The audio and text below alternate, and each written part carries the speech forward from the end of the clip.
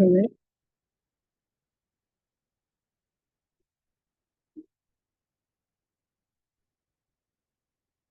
Just Good like-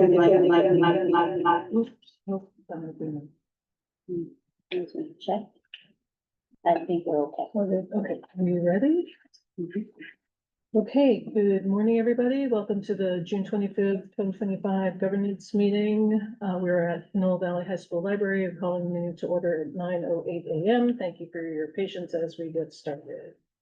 We will start out with roll call. I'm here, Leslie Reckler. Good morning, trustee Gonzalez Hoy. Good morning, Interim Superintendent Moses is here. Good morning, Superintendent. Good morning, Rosa Cornejo. Good morning, Alonso Torres, Jr. Good morning, Camille Johnson, Associate Superintendent, Human Resources. Good morning, Jose Espinoza, Talent Director. Good morning, Melissa Payne, Associate Superintendent, Maintenance and Operations. Good morning, I'm Michael Booker, Safety Department. Morning, Guthrie Fleischman, SELPA Director, Special Education. Good morning, everybody. Okay, moving on to number 2 or 1, 2, land, labor, and body acknowledgement. We recognize that we are presently on the lands of the Chochenyo, Muwekma, Karkin, Ohlone peoples and acknowledge them as the first inhabitants of the land we currently occupy. Labor and body recognition. I acknowledge that the burden of environmental exploitation and systemic injustice falls upon the labor of Black and brown bodies in the building of this country and its institutions. I remember that Black and brown people were born and died working this land against their will for generations. I also acknowledge the continued contribution of labor of survivors over the centuries to today of all immigrant labor, including voluntary, involuntary, traffic, forced, and undocumented peoples in the building of what we refer to as the United States. Author, Dr. Rochelle Rogers Hall. Now up to number 2, items for discussion and action. And President Ricker, so interrupt, we forgot to put public comment. I don't know if we want to amend the agenda to add public comment, or do we just want to take it on each item? What would you like to do? I mean, I don't think there's many people, I think we can just see if there's public comment and then move on. Okay. Yeah. Okay, I also want to apologize. I did not proof this agenda because I was very busy, so I apologize for that. I think we were all rushed, so. Yeah. Okay, so first items up for discussion. Do you want to talk about the items that were listed first? Before public comment. Yeah, do you want to go down the list of policies to talk about the facilities? One, and how you want to use of. Sure. Are you proposing an agenda change or do you want to go in order? Do you want to change it, or do you want to leave it in order?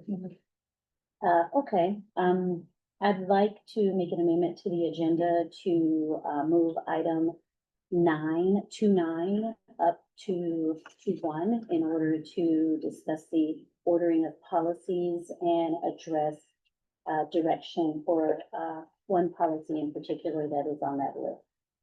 Okay.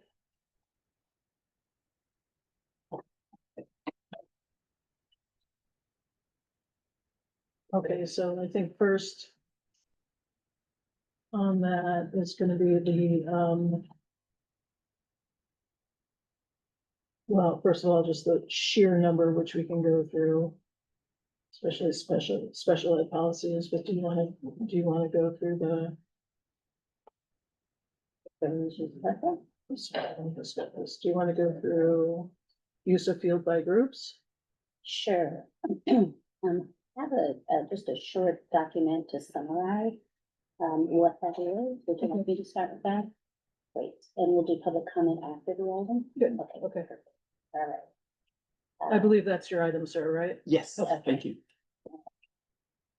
All right, so I'm going to share screen just so that everyone can see the information being shared. This is just a general overview of the process.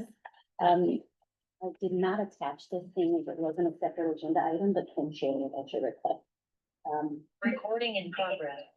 Oh, wonderful. All right, we're elevating this item because we have had some concerns and some questions regarding the process, so we thought governance was the perfect place to discuss the process and begin to share, some of the concerns that, we see. So our process is actually, this is a function of the business office. We have a staff member appointed to manage all facility requests and all functions related to those requests.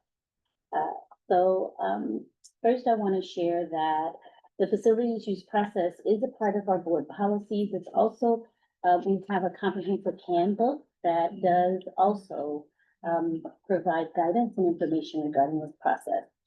So if you look at policy 1330 in our board manual, the policy is pretty straightforward. It says that we do authorize the use of our facilities and fields by community groups provided for in the Civic Center Act when it doesn't interfere with school activities. Okay. The policy goes on to say that we encourage and assist the groups desiring to use these facilities. We want to preserve order in our buildings and grounds, so we have policies that pertain to that. And also, we want to ensure that the use of the facilities is not inconsistent with the use for school purposes and doesn't interfere with the regular conduct of schoolwork. So the facilities determinations are made by the superintendent or designee in accordance with this board policy. And in this case, you'll see in the handbook that the designee is the Associate Superintendent of Business Services. Okay. So if we take a look here, what I have here, and I'd like to just share, we have a comprehensive policies and procedures manual that we share both online and in print if requested. This is actually a link to the handbook, and the handbook is 91 pages long. It's only that long because our theaters in the back have a separate packet. So you'll see separate packets for the theater. But if we take a look just at the table of contents of this document, just want you to know what's included here. There's an introduction that outlines the reasoning and the requirements for our use. Then there's explanations about use and rental. Then we share our guidelines. There's a fee structure. There are costs associated with many of these rentals. And then we go on to share the application procedures and then the general policies and procedures related to use. So use includes field and athletic facilities. It includes theater use. It includes the use of our cafeteria and kitchens. And in some cases, there's a barbecue policy. So I am not going to go through the entire document, but I do want to show you that the appendix is quite lengthy because it does have the separate packets for our theaters, and those are specific to each school. So I am going to share some of this with you in the rest of the documentation, but in the rest of the presentation. In the interest of time, I wanted to just pull out these two procedures, or two priorities. Our general procedures and the policy says first that the school facilities get the first consideration for use of our fields, and then whatever time is available or left over, then we're able to serve the needs of our community. It also says that should there be a conflict, the school takes precedence, and there's a provision for schools having priority for use as needed. But then we go to the priority of who and how we provide permits to use our facilities. First priority is given to, of course, the district and district schools. Second priority is the cities within the district. Third priority is nonprofit organizations, clubs, associations, and entities within the district. And then it's nonprofits outside of the district. And then profit enterprises are the final priority. I do want to stipulate that priority 2 really does mean if the city of Richmond needed it or the city of Bethel. They're the second priority. It goes on further to explain, to actually give the explanation of what I just shared with you, what the city is, and the outside groups within the district have the third priority. Okay. And so the next thing I want to share is that when we look at what's available and how we distribute our fields, first is that the schedules for school use must be finalized by our athletic directors at the site. One of the complications with assigning field uses to our community groups is that our schools, secondary schools in particular, are what we're talking about for field use. They have lots of sports, and during the school year, there are some schools whose facilities are used constantly, which means there's less time for them. But we do need to wait for each school to submit their schedules so that we know what is available to offer to the public. I'll share that there's been a little inconsistency there. We set timelines, but if schools aren't meeting their deadline of when they have to submit their dates, then that slows down the process. I worked with Tashaka Merriweather earlier in the year. He's created a comprehensive schedule. He's on top of it. It has improved over time. Okay. We have Rena Prasad and the business services, on the business services team who processes all the applications, and she processes them in the order received. Once she processes an application, if the space is available, she then sends it to the school site for the approval of the athletic director and or the principal. They are the final approvers, and so it is up to them to say yes or no, but they are directed that they can only deny a permit if it is not available due to a school activity.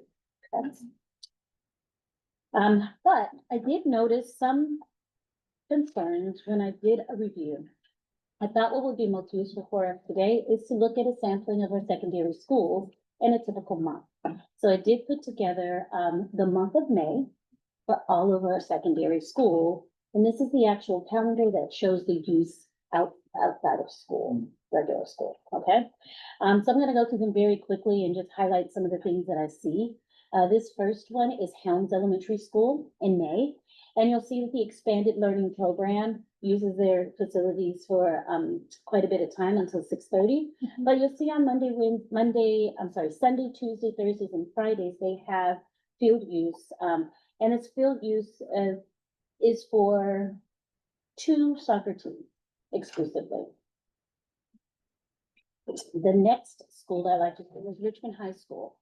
Richmond High is the same. They have an expanded learning program, but they also rent their facilities. And you can see in the month of May, they're renting their facility, they're making their facilities available almost every day of the week for supporting our youth programs. And there seems to be usually 2 programs on the sheet using their facility. We're moving over to Dijon Middle School for the month of May also. For the month of May, we'll also see their after-school program is using the facilities, and they have on Mondays and Wednesdays facility rentals for 1 program. I'm sorry, and then there's another program in the gym, so one in the field. Yeah. Kennedy High School. Kennedy High School is used almost every day of the week exclusively by 1 program during the month of May. Okay. I will note that the times are there, so you can know the time. Korematsu Middle School, I noticed, is not providing many facility use opportunities. I do see that their expanded learning program shows that it's reserved until 8:30 p.m. It may be something we want to look into because after school programs end at 6. So I'm not sure if that's a typo or if there is something else extending that program, but not available because it's showing in use each day until 8:30. Okay. El Cerrito High School, there aren't any rentals. I'm not sure if that's because of their extensive sports programs and they have 0 space available, but I couldn't find anything on their calendar for community use. Betty Reed Baskins, same thing. These are all school events, West County Mandarin for expanded learning. I don't see any community use during the month of May for Betty Reed Baskins. De Anza High School has a pretty full schedule. They're providing space for every day of the week during the month of May, but exclusively for 1 program, it looks like. And so, yeah. Pinole Middle, month of May. Also, they are a lot of usage, but 1 program. And it seems to be the same program at Pinole Middle as it is at De Anza High School, which means that program has 2 schools locked up. Pinole Valley High School, same thing. They're providing facilities Tuesday, Wednesday, Thursday.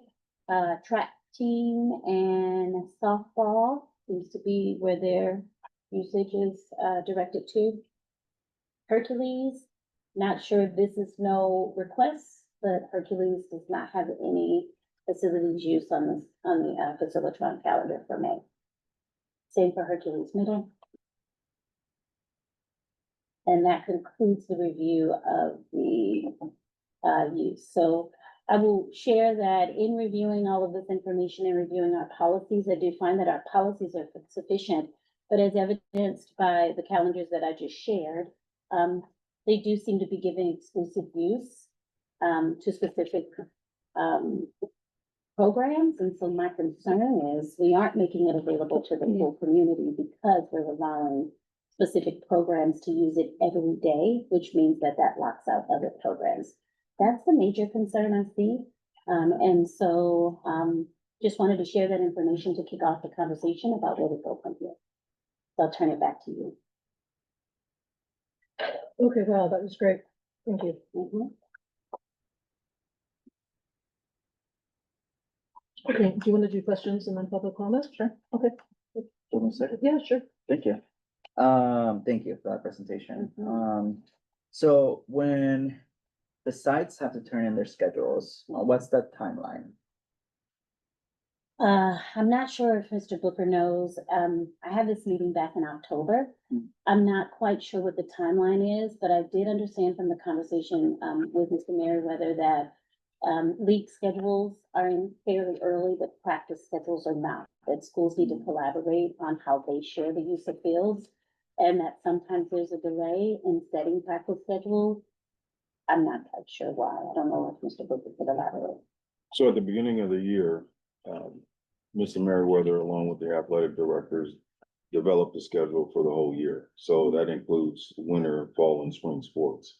So based on that schedule, they make the schedule for whether it's a field, a gym, or some other facility that is needed. That is done pretty early. Like I said, it's done at the beginning of the year. And then if there are gaps, then those are the gaps that are open to the public. And so the only time that there would be conflict is if a team makes a playoff appearance, and then they would have to schedule based on the seating and being if they are playing at home, being available for that. So the schedule is pretty much set. And then, like I said, if there's some extenuating circumstances, then they would get that in there as quickly as possible. Thank you. Just a clarification, Mr. Booker, is that for games and practices that it's set pretty early? Yes, it's for games and practice. And then, more procedurally, when someone wants to rent or use our facilities, are they able to turn in all year, all semester requests? Like, how does that work? Like I said, 1 week at a time?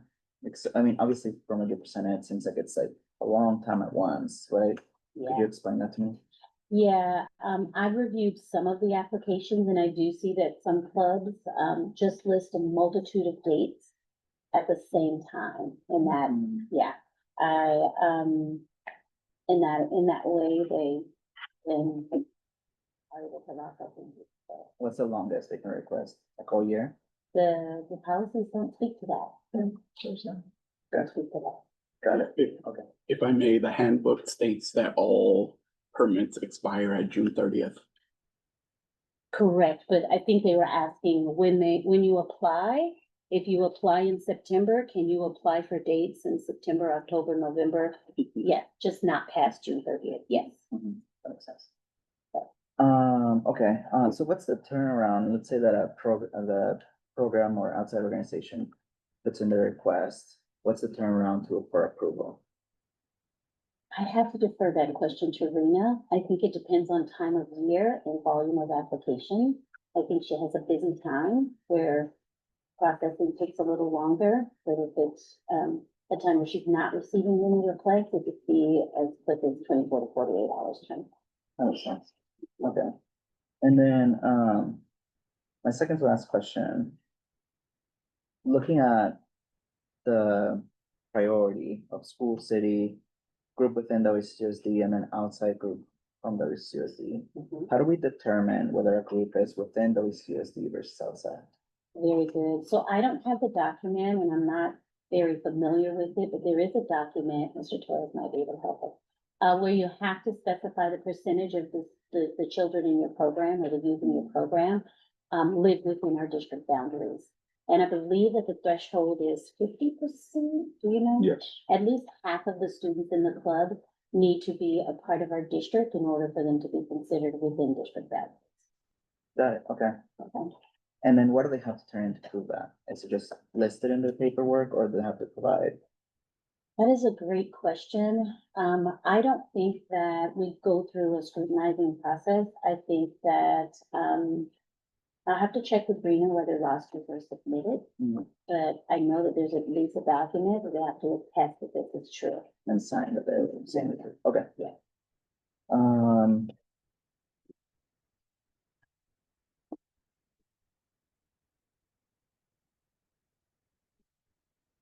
Sorry, I lost my last question. If I remember, maybe I can. After you. yeah, no problem. So go ahead, but thank you. Mhm.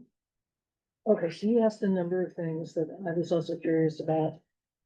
Let's just, pick up where we left off on district, city, nonprofit, in district nonprofit, out of district nonprofit. Um, does this only come into effect if you have two groups that want the same thing at the same time? I believe so. Okay, Yeah, because once it's rented, it's rented. So let's say out of district nonprofit asks for a space on December 2nd. And it's available and there aren't any other applicants, they'll get it right away.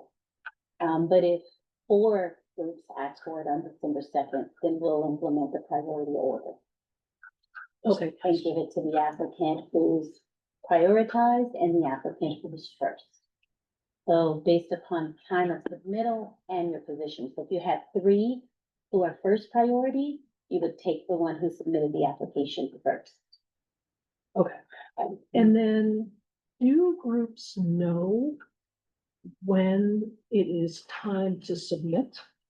Okay, school year open, athletic director, T-Cal, CI, like all that sports thing.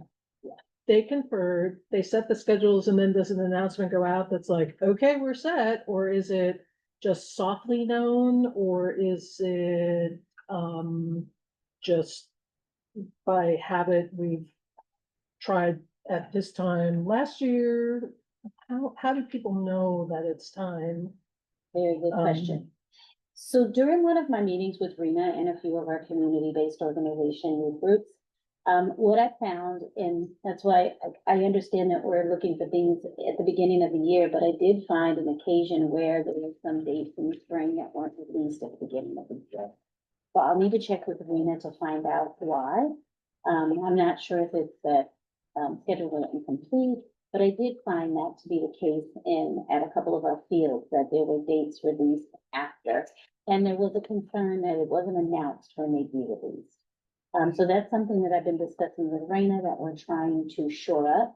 What she explained to me is that she can't release the dates until she's absolutely sure of the school usage, right? Yeah. So I think there are some outliers where there are dates being released later, but not due to anything within our policies. It's due to school sites and, I guess, gaps in what they submit for availability. I think that's an area that we need to work on. Again, those meetings were occurring a lot earlier in the year. I hope that we've remedied that, because we talked about ways to do it, but I need to circle back with Rena to see where she lands. And then let's suppose, a team makes it into the playoffs, you've got a group book there. Mhm. Then, like where the homeschool, like whatever that schedule is, what then is the procedure where people are notified, we need the space? Yeah, so that's addressed in the manual, and if my memory serves me correctly, it's, we have to notice them in at least 15 days in advance. Okay. So we have 15 days and we can let them know, apologies, we gave you this rental date, but we need it for a school activity, so we need to cancel this reservation. So our policies say we can do that as long as we give them 15 days notice. Okay. And then generally, how are fees assessed? I just don't know the answer to this at all. It's been a while since I booked a facility. Yeah, so there's a fee schedule in the, handbook, and let me just take a quick look at that, because I don't know the fee schedule either. I do know that for, nonprofits, I know that there's a sliding scale, and, what we expect from our facilities use permit, I believe, that I'm looking for the schedule, is that they pay for the cost of custodian Yeah. all right. outside of regular, Yeah. working hours, and, opening and closing if we need it. Anything, am I leaving anything out? If they use a concession stand or any other item outside of just the facility. Restroom as well, Yeah. an added fee. Yeah, so I'm looking for the fee structure. It says it's on page 4. I look for a table. So basically, though, you can pick and choose. I need a bathroom, I need the concession stand. Mhm. And then if you're a nonprofit versus private enterprise, is there a different fee structure? Absolutely. There is, okay. Yeah, if you're for profit, if the fees are much higher. And I'm gonna find it here okay. But the fee schedule I did see was from last year. I think it's still relevant. But yeah, there's definitely a difference. There's a Our difference. nonprofit, yeah. Okay, yeah, we don't need to, I can go look at it first. Okay. Curious about the general. And then it's my recollection that, within the last, I don't know, 5 years, maybe 7 years, there seemed to have been a market increase Mhm. in the cost. Do you know anything about that, and can you speak to that? Yes, actually, I can only speak to it for our leases. I don't know how it impacts the rentals. Do you, Mr. Booker? No, No, I could find out for you, but I don't know. If I recall, I think it was negotiated increases on staff, right? I think that it was because we gave salary increases I know for we passed that. custodians that increased the cost for, because we have to pay for that staff. That makes total sense. If I remember that conversation correctly. yeah, actually, and it depends on the day. So if it's a regularly hourly rate, then it's, it's a base hourly rate. If it's weekend, it's time and a half. Right, If it's that Sunday, makes it's, sense. it's double time. Mm. So, actually, no, it's actually by the group. For-profits pay 2 times the hourly rate. Nonprofits pay 1.5 the hourly rate. And nonprofit youth groups pay the hourly rate. So it escalates based upon your priority on it. Okay. Um.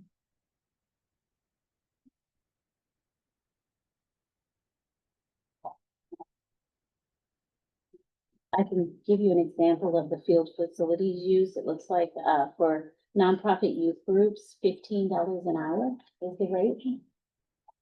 That's really cheap. Yeah, for nonprofit community groups, not youth, $25 an hour is the rate. And for profit, groups, $75 an hour is the rate. So that's a large scale. Okay, well, I just looked at facilities for something else. That's a very inexpensive. My husband So- owns a basketball facility. They rent for it's $100 an hour. Yeah, that's very, No matter what you go with for there. okay, let me just go down this list and see if there's anything else. Can I ask a question about Oh, that? yeah. So is the district having to, I hate to put it this way, but are we losing money when we rent? It's not, my question's not intended in this way, but are we losing money when we rent to youth groups? Like, is it costing the district money when we rent facilities? Because we still have to pay the custodians. Pay, right? So, Yeah, so, we assign custodians to support, facilities use permit by seniority, Mm. which means that our most senior staff members are generally covering these extra hours. We're charging our nonprofit youth groups a very minimal, really the base hourly wage for a first-year employee, when the reality is we could be paying twice that amount because we've got a veteran employee who's covering the hours. So I'll say in the case of the hourly rate that we charge for custodial, I do believe that, in the case of youth nonprofits, it is costing us, an additional salary. However, in the case of for-profit, I think that their hourly rate is sufficient for even our most senior employees. So I think that the answer to that is it depends on who's renting and what we're charging them. Our sliding scale does cost us money if we're renting to, nonprofit use primarily, because we'll have to pay the differential. What's considered nonprofit youth? Would that be like prize? It would be any youth club that has a 504c3, 504c3 status. So, it could be anything from a sports club to a after-school program that is a nonprofit. It's any service, any program that services youth and has a nonprofit status. Wow. That's extremely expensive. And just to give you a business lens to extend this a little bit further, when we collect, we pay the employee out of our general fund for their facilities use hours.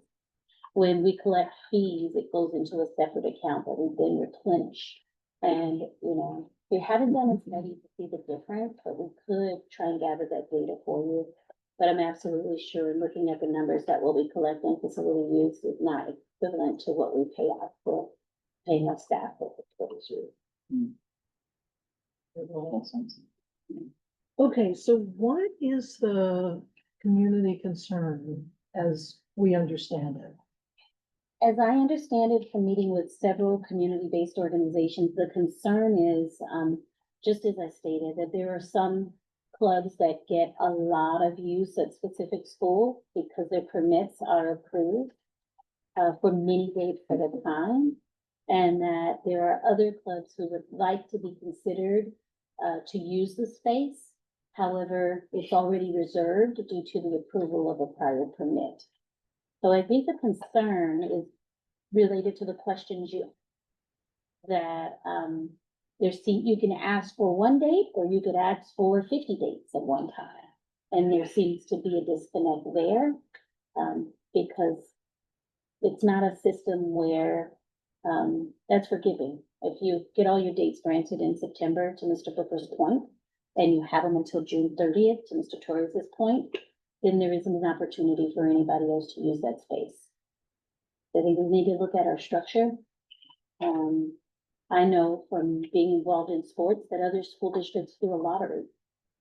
And they have a lottery system for their facilities use. And so, they have a prioritization, but you enter into a lottery and they assign the space for specific periods of time. 4 weeks at a time, a month at a time, 2 weeks at a time, in order to ensure that you're able to serve all of your neighboring groups who have an interest. Can I ask a follow-up comment? I'm thinking America. Would it help if we were to do quarterly approvals instead of like you get to approve all year long dates? Or would that not really help? Because ultimately, I mean, it sounds like one group or various groups want to just be able to say like, actually, we want that date, kick off that group and give us priority. Which we can't do by our policy, right? It's first come, first serve. Right. Which makes sense. But is the problem because like one group is scheduling all year and then doesn't let groups who find out their dates for the practice or whatever until like beginning of the spring or each semester? You think something like that would help? I think that would be an improvement to what we have now. I still think you have the issue of, if somebody clicks the button at 8:29 and you click the button at 8:30, I don't have an answer for that. I think we're gonna have an issue either way for fields that are popular, and where people want a lot of demand, and I think that just needs to be evaluated and looked at. Quarterly still doesn't support our youth groups who are trying to find a place to practice, right? Because they need to practice every day, and quarterly, my concern with that is if we did that, and somebody was really quick of a trigger with their application, think about the four schools for the quarter.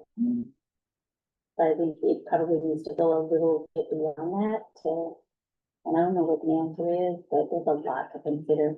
If we want to be able to serve all of our community. And have a lot of people to think. And then just to follow up to that, if you were to do a lottery of some sort, that means that the schools, though, would need to be completely locked and understand their schedules and be, you know, they need to be solid before you say, okay, we're gonna have a lottery.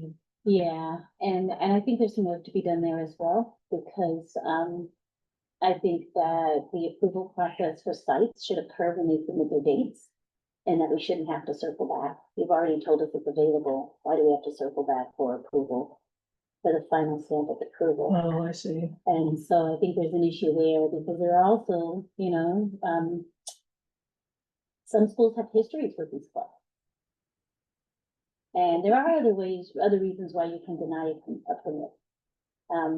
But I just believe that, that should be handled more centrally instead of by the site. Because we're renting centrally, we're not renting by the site. So I think we need to look at that as well, so that the facilities use manager is the last approval, not the site. I think the site should be the first approval, just to say the space is available, and then they should be removed from the final decision. And do you know why there's that secondary approval? I don't, do you, Mr. Booking? I think when they went to, Facilitron, it made the system like that. So, it went from the site and then it went to, they went in Facilitron and then it was approved by RENA and then the site had final approval. I think it's just the system. Oh, that's just the software that does that? Okay. So maybe change it, right? Yeah. We're gonna do public comment in a minute, after Oh, we're I done have- with the questions. Oh, I had a question. I mean, that might not be a bad thing though, just in the event of Something comes up. Yeah. something comes up, or you say there's a history, there could be a negative history, not a positive history. Yeah. How does that, has that ever happened, or what happens with that? We've had some school sites complain about specific clubs, and things being broken and, not being, just facilities not being well cared for. In those cases, we encourage sites to have the conversations with the club to try to remedy, what their concerns are. And we haven't had a school site to deny a club because of a problem. The denials that I've seen, or maybe in the history we have, the denials that I'm seeing currently is just not available, but Booker may be able to speak to it better.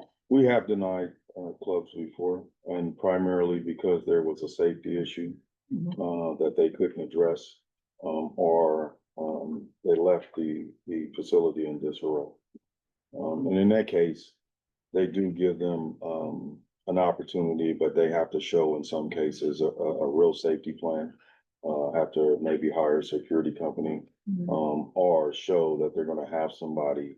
Because the custodians are only doing, Right. cleaning up restrooms and making sure the facilities are closed. But making sure that the field is, like they received it. Field or gym. Do you have anything else? Okay. Public comment? Yeah, for Mr. Alonso Flores, you have 2 minutes.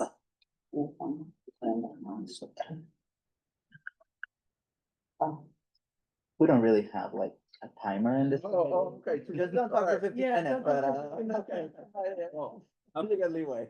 Thank you. Well, I'm Alonso Torres Jr. I represent Richmond United Soccer Club. We are an all-volunteer 501c3 based out of, we serve families in central Richmond.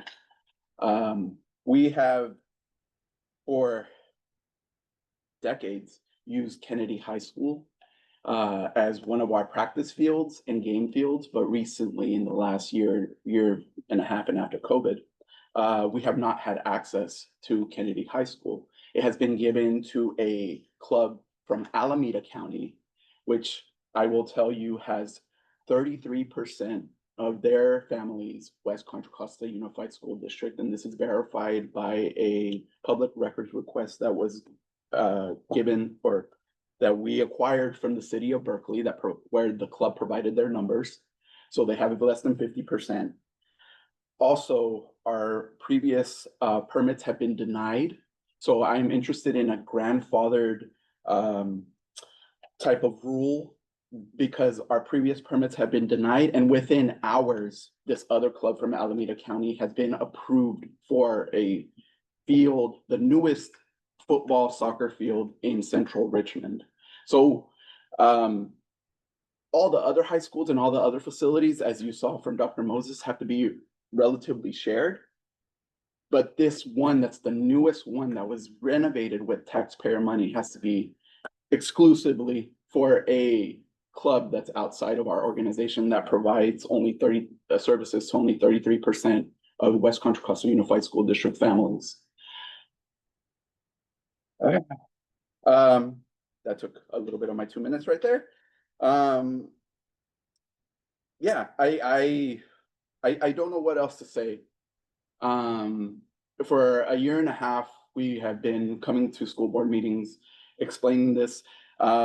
In the last 6 months is when that club actually allowed a majority of their teams to practice on that field that were Richmond residents, that were their Richmond subclubs.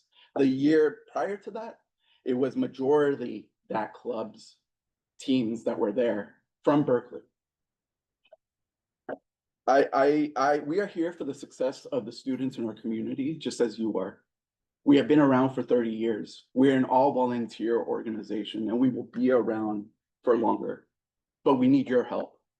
So fix these policies because they are not being applied appropriately. We applied in August of 2024 for a permit at Kennedy, and we were told it was too early.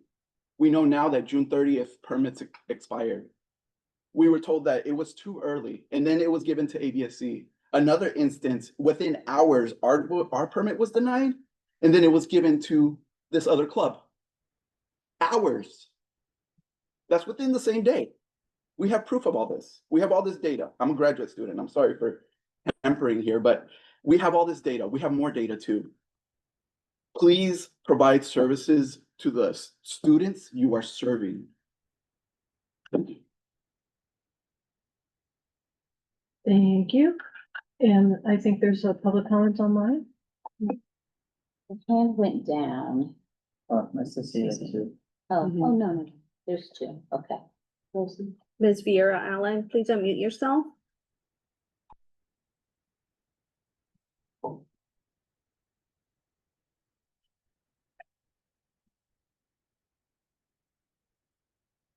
Ms. Vieira Allen, please unmute yourself.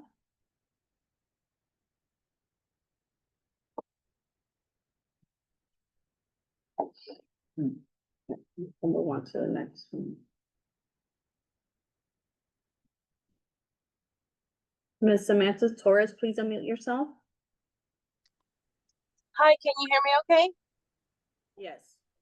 Hi, everyone. I'm Samantha Torres. Thank you for making time to discuss this today. I'm glad that it's finally being discussed and given the attention it deserves.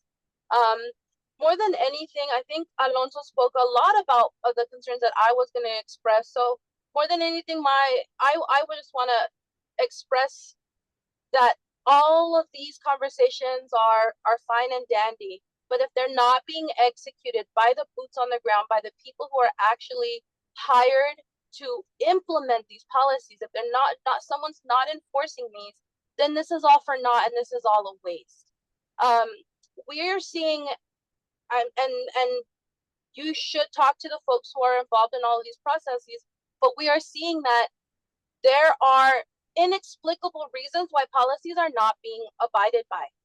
And I did submit a public records request regarding the Kennedy High School, the applications for folks requesting Kennedy High School between January 2020 and December 2024 to try to understand what kind of communications have gone through, what kind of timelines and deadlines have been enforced, It has not been complied with. This was submitted January 30th. So we're looking at more than 100 days at this point of a public records request that has not been fulfilled. The little that has been fulfilled has proven what Alonso has said, is that the policies are not being abided by. And there's nobody here saying, hey, this is not the way we're supposed to do things. We need to fix this. So what needs to change in order for all of these efforts of community-based organizations, the school board trustees, the district staff, all this effort that we're putting into all of this, just so that one or two or a couple folks will do whatever they want anyways. Something needs to change. Lastly, I'm no longer affiliated with the West County Plays Initiative, but I do want to point out that they are also a resource that are available to assist with this. I was so proud to be able to start up the program and to support the first year's implementation. Unfortunately, I'm in grad school now and I just don't have the capacity to support that. But use West County Plays. They are familiar with youth sports organizing. They are familiar with the needs of West County youth and generally the population West County serves. So use them. They are interested and wanting and available to support these processes as best as possible. Thank you.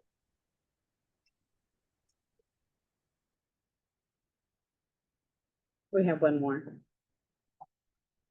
Ms. Salon Harrison, please unmute yourself. Hello, everyone. Can y'all hear me? Yes. Okay. I just was saying this is a lot of good information, and it would be good if you guys post it where people could find it, and it just wouldn't be difficult, and it could be consistent and not change depending on what group or what circumstance. It can be a consistent decision and a consistent process that anyone can find if they're interested. I'm complete. That concludes public comment. Will you try Yolanda one more time? Ms. Yolanda Vera Allen, can you unmute yourself?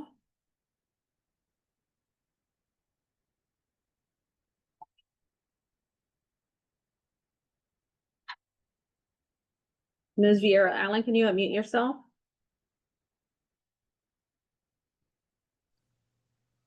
Hello, can you hear me? Yes. Ah, there we go. Great. Thank you so much. And I apologize, as I didn't intend to raise my hand here, but the thing that, and I've been listening to this conversation for months now, as the young man stated, he's been coming to us with this concern. And I am surprised as he that other groups outside of our district are getting a priority to use our facilities when our own groups are not.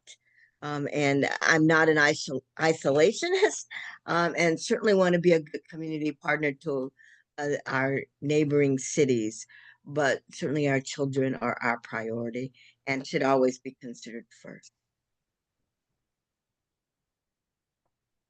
Complete. Thank you. Okay, so how would you like to go forward with this? Well, I have some thoughts. Maybe we can have a discussion. Yeah, Yeah.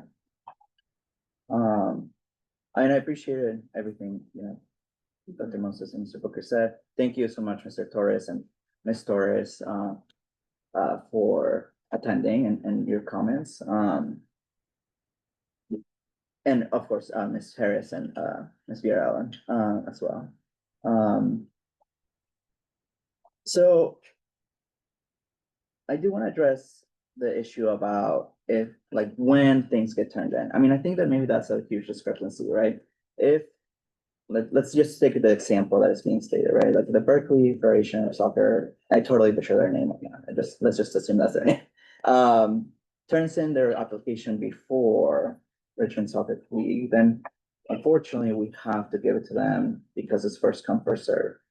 Now, what I question is the timelines. I think groups need to know, hey, starting August 30th, you can turn it in. The problem is this issue about allowing sites to I mean, it's difficult because they have to create their own schedules, but then it also creates inequity district-wide, right? Of when each school is ready to receive requests. So I think we need to have a timeline and deadline for sites to give us their facilities use. And then at that point, once we have all of them, I actually think that's when we should open the window each semester or each year. And then at that point, we notify all groups like, hey, like you have between this day and this date, if you want to book an extended number of time of dates to turn it in. And then from there, we go by our list of criteria, right? So I agree with you. I think it's unfair if you turn it in at 8:30 versus 8:31, yet you serve a higher number of, students, or you're a nonprofit, right? Because we're all clear here that like we want to give preference to organizations to serve our kids. So I think that we just have to tie up the timeline, how we take in the requests. I liked your idea of a lottery, because then at that point, a lottery can kick in. If we have 3 requests that would turn in on the timeline, if they all fit the same criteria, then it can be a lottery, right? So I don't know what your thoughts are on those things that I just mentioned and what you also think, but I think that might help. I just want to be clear, I don't think that we can say, I don't think we can kick out a group that's serving youth over another, right? Or because you live in Richmond versus also Bronte or versus Pinole, you get priority over this facility. I think that we have to keep within what's in our policy and our manual. But I think that our process, it's what's wrong. Because you've encountered some of those problems yourself through the investigation. So I don't know, thoughts, maybe that's not a good idea. I welcome the pushback, but I like the suggestions. The only thing, one of the things that we discussed as a potential, issue is how we advertise the date. Because we have, we need to have a way to advertise it publicly for everybody to know that the windows are open. If we send emails to select organization, then we've added to, likely added to the issue of who has access.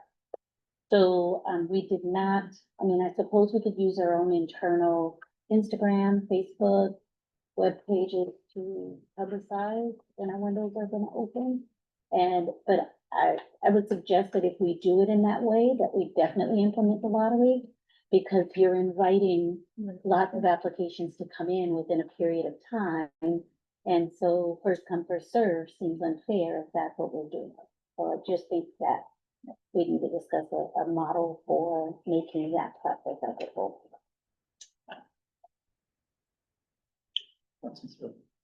I've seen in other school districts where not only the lottery, but they have posted the schedule. So they have a schedule for the month or for 3-month period where the available dates, so it's a calendar and the available dates would be on there. And then from there, they would have the opportunity, but it's still based on the lottery.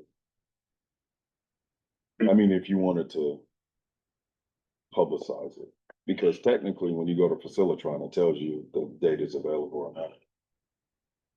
Do you know what other big districts do? So Berkeley has like one field, but what about Oakland? Or, someone that's got significant amount of facilities.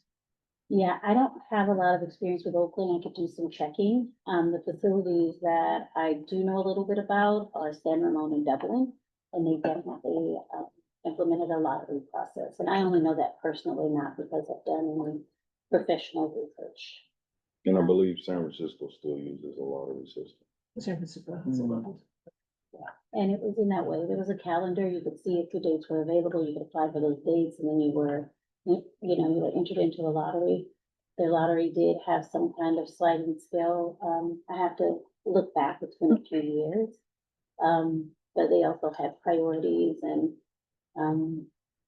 I think that they rolled out their time per month, not quarterly, monthly. Yeah. And they did not allow you to, they had some kind of sharing opportunity where if you were a month on, you had to be a month off to give somebody else an opportunity. So their system was complicated, but I'll look into it as the models for us to consider. I'm just curious, yeah, I'm just curious, like a big district over in San Francisco that has multiple facilities. You know, just like, can we learn something from? It's just, oh, did you wanna, If I may, Facilitron still provides availability, but it's the back end yeah, you can. say it. authorization that is Right, the issue here. exactly. Yeah, so in Facilitron, I know you can see it because Yeah. I've been in there, so I know that you can follow. Mhm. Okay. Okay, so, I have another idea. Mhm. It will have to work with the Facilitron system, but maybe we don't have to change the workflow if we do not tell the sites which entity is asking for the space. Mm, Like if they do a blind approval without knowing which ball club or which youth group is asking for the space, they're just approving that the space is available without being involved into who. Rena can do the Rena can do the that. priority check. So that's That's a another good idea. That's a good idea. so after hearing this, I don't think the policy is broken. It may not be as specific as we'd like in little teeny areas, but it does seem like it's largely functional. I agree, it does seem like it's the other details process related. So I am interested to know if schools can submit, lock a schedule, if that's possible. I don't want to put them in a box, but is there, can they hand it in at X date and have it be solid and have it be a functional, schedule for everyone? I think it would help about opening a window, like once, if it's possible to know that those schedules are locked now. This is when we're gonna be accepting other use permits. I wouldn't jump into a lottery, but I wouldn't discount it either. I'd look at some other districts and see what they do if they've had field use. I mean, it is fair and equitable to have a lottery, so if other things don't work. And I am interested in a fee structure. Just to understand. I'm not interested in making money, but I'm not interested in losing it either. We're not in a position where we can do that, so just. How negative are we? Just to understand that, and then. I think at one point there was a study where we were compared to other districts or other. I cannot recall, but I do remember that as part of that fee adjustment, I think that they did go out and just look at what other schools did. Oh, that's Rena, she should know.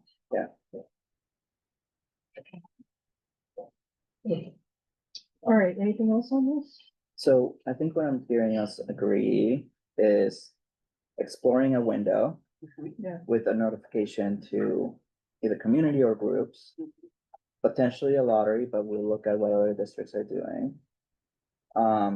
Blind copy to the sites when approval is, checked by central office. And then just one more suggestion would be, maybe we don't even need notification to groups if it's in the manual. Every year X by date. September 15th, Yeah. the window starts and opens Yeah. at 8 AM, right? And then that way we don't have to worry about putting it out every year. And then the exploration of potentially decreasing the timeline from all year to whatever makes sense. And then I think that would be great if maybe we could get an update for the next meeting, just so that we know kind of the conversation that happened and the exploration. I think it'll be useful, especially for the beginning of next year. I like that. Yeah, but I agree. I don't think that we need to change the policy, because I think it's maybe changes in the AR and the actual manual that need to happen, but not on the policy itself. I'll have to read it because I didn't before this, but at first glance, it doesn't feel like it's a broken, horrible document. I mean, There is a second part of the policy that speaks to the fee schedule. And I didn't include that since we weren't really discussing the fee schedule. So there is a part 2 to the policy that is specific to the fee. So we'll have to review that as well. Yeah, okay, I just think it's a good idea since we're, teetering on the brink of fiscal cliff. Yep. Um, Thank you. okay, good, that was great. Thank you, that was very helpful. Okay. I learned a lot, I didn't know. I too. Okay, we will go back now to finishing up immigration and undocumented policies from the Attorney General's guidance.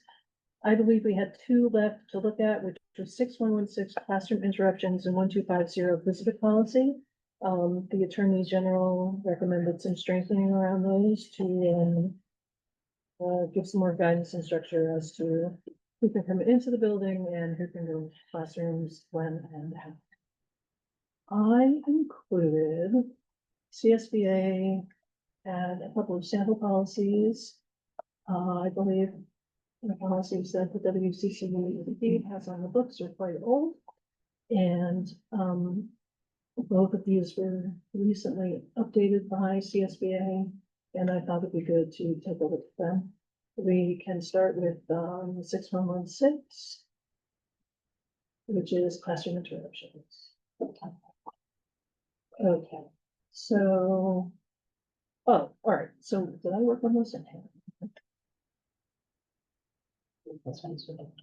I think I did work on this. There is a module inside the CSBA sample policies where you can actually go in and like, I guess, work on the version. I have not done that at all. I've just pulled up a Word document and combined them. So I guess what I did here, and it's been a little while, I just put together what they had and what we had. Would you mind clarifying, are your changes the bolded sections or? I think that, I think since our policy was like 2 sentences, all of it It's like is, all of it. Okay, I think all of it is CSBA. got it. So what CSBA recommends is, keeping your announcements made to a minimum. Fixed times for written message delivery. Maintenance, which Ms. Payne will appreciate, maintenance doesn't happen during the school day. Whenever possible. Visitors have to check in with the main office, don't go straight to the classroom. Staff should not conduct personal business during instructional time. And what was the other thing they recommend? Provide professional development and classroom management as needed to enable staff to more effectively reduce interruptions. So that would be something that would be provided professional development and classroom management of all interruptions. And then CSBA, oh, we're adding this now. CSBA recommends that as school districts develop policies on cell phone and device interruptions, that those also get referenced. And that's pretty much it.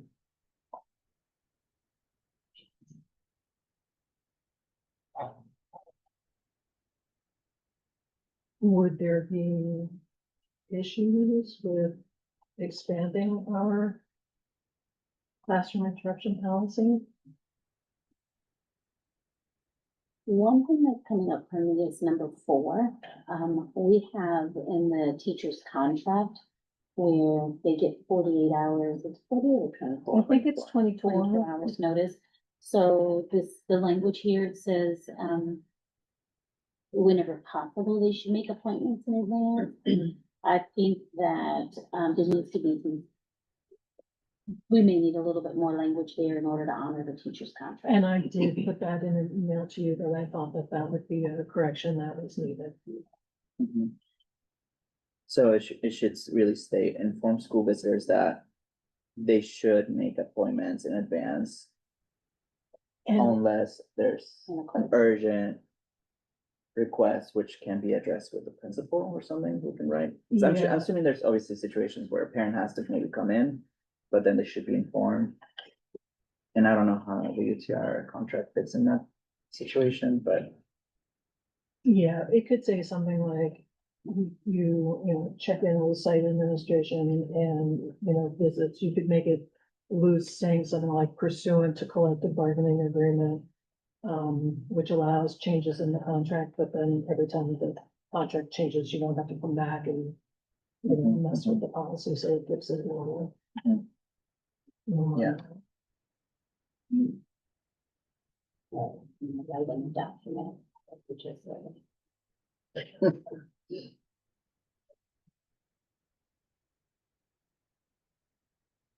Do we see anything missing from it, Mr. Booker, from your lens and safety? No, I'm just looking at the order that we use for administrators, just to make sure that it's in line with what we've been telling them to do. Do you have some?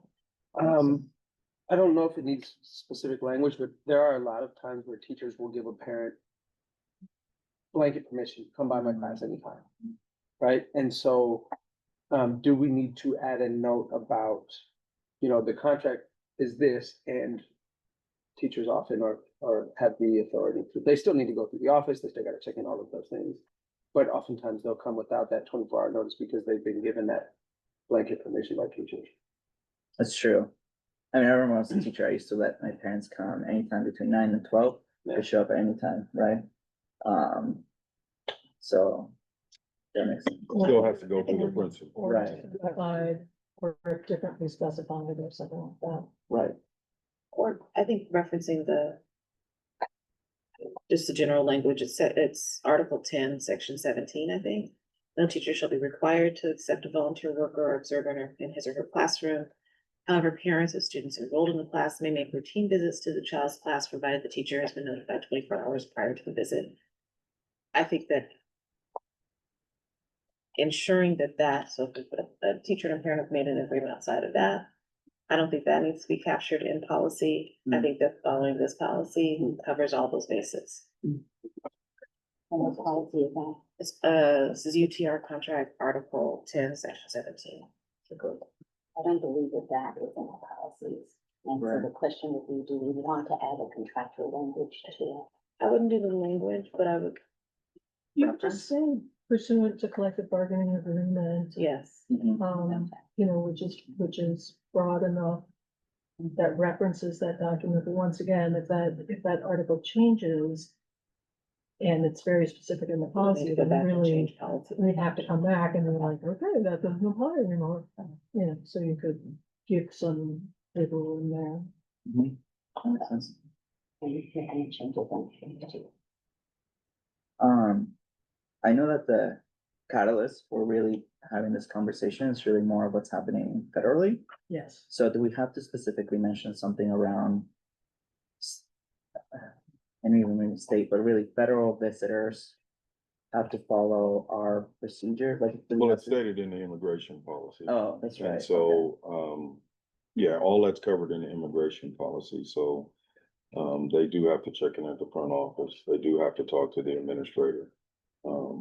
And then they have to, if they're doing any activity on a campus, they do have to have a judicial warrant signed by a judge, so, they just couldn't arbitrarily come on any of our campuses. Now, does that prohibit them from doing it? No, but it gives us the ability to enact some of the policies we have in place, that would prevent them as much as we can from getting them to the campus.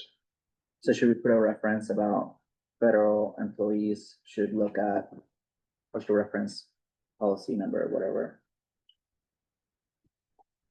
I don't think that any of them will go and look at our policy about whether or not they can visit, but if anyone was to look at our visitors policy, do we have to reference the other one to make So sure? we do reference Yes. it here down at the bottom, Yes. where Should've they told me to have stop. those cross references. I see it, okay. Okay, we Yeah. do have 5145.13 Yeah. response to immigration enforcement. As a cross reference. Okay, never mind, good. We need to post, probably not the whole policy because it's 7 pages, but in all of our offices, some snippet of this 5145. We So are, that if I'm a site administrator and someone shows up, I can go without, hold on, let me check and let me go find it, let me call my supervisors. there's the policy posted in front of. We are in the process of updating our language around that. That was one of the requests, I believe, at one of the previous meetings. So we are in the process of doing that. Melissa and I have been working on that. And we've been carrying this for months. Like my sacred piece of paper, but some sort of signage, maybe even at the front door, even though if you come up to many of our front doors, it's like massive sign pollution. Like, what do I look at first? Yeah. By welcome here, by like what? But, you know, maybe something like this to be like, hey, you're back, you know, this is where you go, or this is what you do. Or, Is that San Francisco uniform? yeah, so, Yeah, that would be, so having both. The updated one around visitor policies, but then also this one specifically about law enforcement. Or not law enforcement, I'm sorry. What's it called? Immigration. Immigration enforcement, thank you. Yes. so something that's specific to us, I don't know if this is good enough to be specific for us, but. Obviously, you don't want to put SFUSD in your cover. Maybe we do. Good. Send them over there. San Francisco will handle it for you. But something, you know, like at the front door.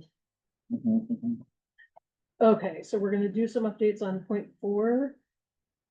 And anything else on this? I did have a question. Oh, I'm sorry, I interrupted you. It's okay, I just, the changes made to point four, I wanna make sure they're okay with Sharon and with you. Inform school visitors that they should make appointments in advance in accordance with district policy and pursuant to the collective bargaining agreement. Okay. The only other question I have is the cell phone use. I know we already have it in another policy, but should we name it as a classroom interruption as well, or leave it out of this policy? I think that we should name it. Mhm, mhm. Yeah, so there could be a sentence, you know, something about, you know, cross-reference to that cell phone policy and that, you know, technology on,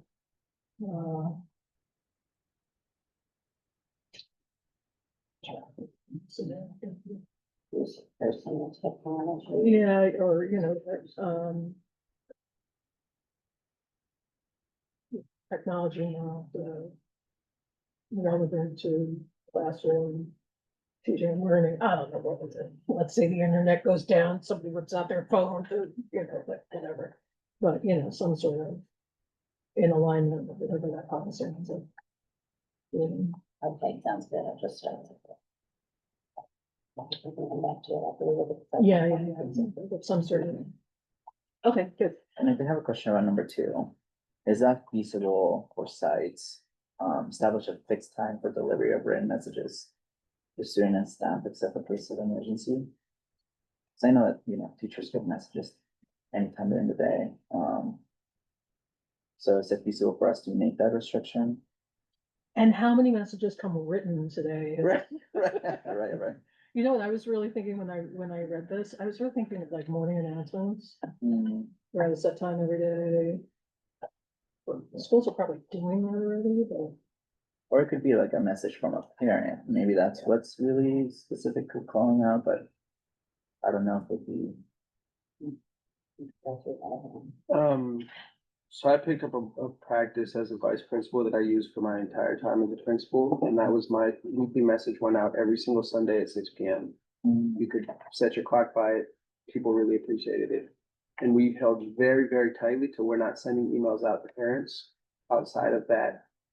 Parents and staff knew that if you got something from me on a Wednesday, that meant it was really, really, like, I did that because I had no other choice but to make that communication at that time. I got dozens, if not hundreds of parents over the course of my time as a principal that said, you know, really appreciate the Sunday message. I also, as a parent, have been on the other side of it where I had a school where it was like every 3-4 times a week, I'd get my phone, the text, the thing, and I got to the point where I stopped paying attention. So I don't think we have to be so strict to say that you may not send anything out outside of your schedule, but I think it's best practice to say we have a schedule parents can expect and staff can expect when you will receive written communication. And there's gonna be times where you need to send other things out. So What if you just took out the word written and put messages? Cause I think what they're getting at here is instructional time is like a sacred space.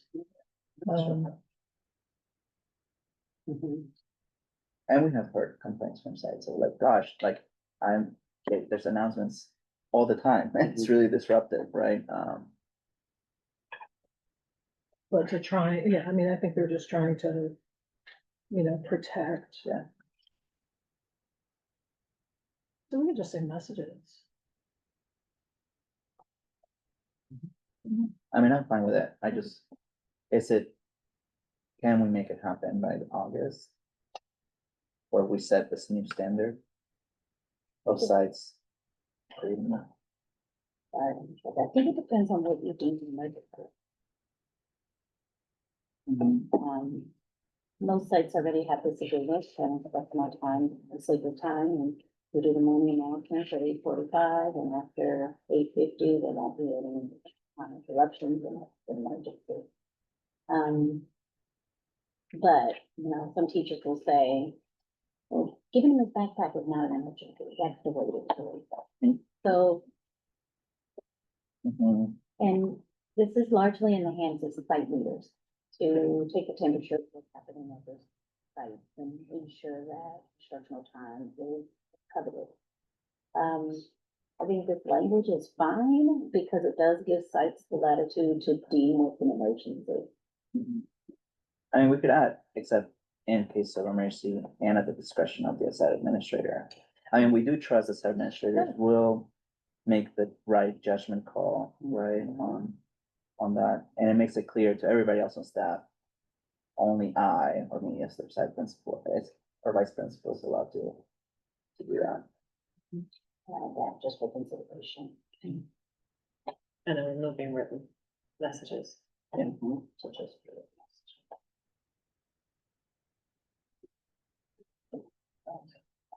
And should we put public comment position? Yeah, thank you.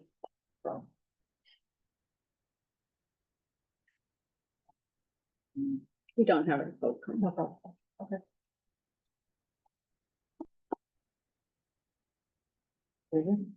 Okay, so those changes, and it looks like we can have board. We'll go to 1250 visitors and outsiders. Okay, so then this one, the bold is the addition from the CSBA sample policy. And this was very recently updated by CSBA. Within the last 6 months or something. So the first part of the policy. Bye, thank you for coming, really appreciate it. Thank you. So the first part of the policy is the same, it doesn't change. And then the bottom part in bold is the additions from CSBA.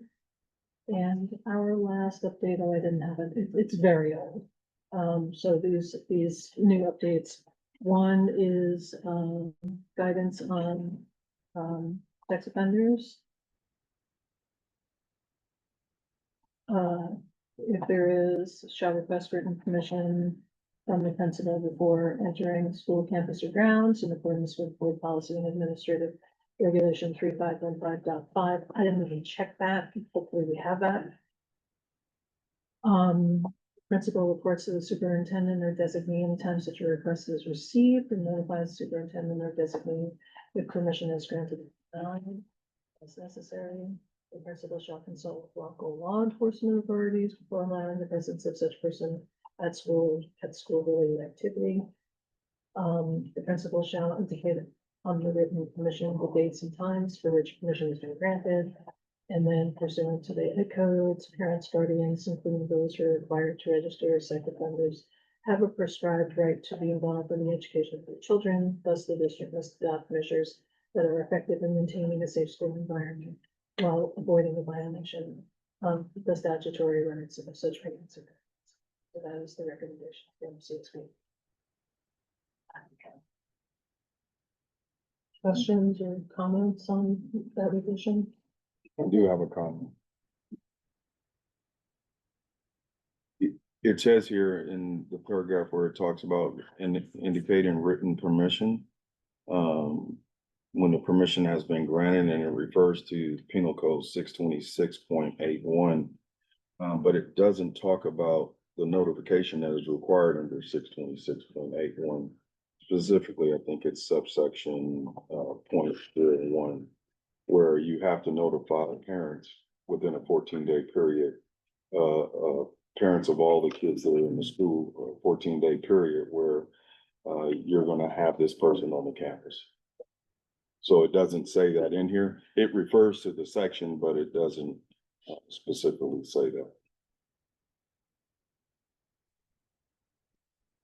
Okay. That sounds like something that should probably be included. And I can incorporate it if you like me to, but it's, the subsection is B1, subsection B1, 626.81 B1. And it's at least 14 days prior to the first day for which permission has been granted. The chief administrator official notifies or causes to be notified the parents or guardians of each child attending the school that the person who is required to register as a sex offender pursuant to section 290 has been granted permission, the dates and times, and his or her right to obtain information regarding the person for the designated law enforcement entity pursuant to section 290. Okay. Okay, well, that sounds like something that should be included. Unless it's included in this 3515 sex offender notification. I checked, we do have that, but the last time it was updated was 2008. Yeah. So, Yep. Mr. Booker, he'll take a look and update it for us pursuant to the policy. Okay. Any other comments? I did have a question about, what's currently in our policy, which is paragraph 1, 2, 3, 4, the fifth one. No electronic listening or recording device may be used by students or visitors in classroom without teacher and principal permission. I looked at the F code, and the F code goes a little bit further about, like what would happen if someone uses it, or someone does it or violates the policy. And I'm curious whether or not we want to include something like that. Sure, what does it say? Well, for example, if someone does record students without the permission of the principal or teacher, it's a misdemeanor. Oh. Which I have no idea. So I know, probably a good thing, I'm not sure, but, probably depending on the situation, but, I thought that was really interesting. And then that if a pupil violates the section, there should be or shall be appropriate disciplinary action. And I don't know if that will match our cell phone policy. Like it specifically says we have to get disciplinary action. So. I think that ed code is ed code. Right. It gives me pause to seek additional disciplinary action within our policies when we know that we have ed code that we need to follow. I would Keep it off.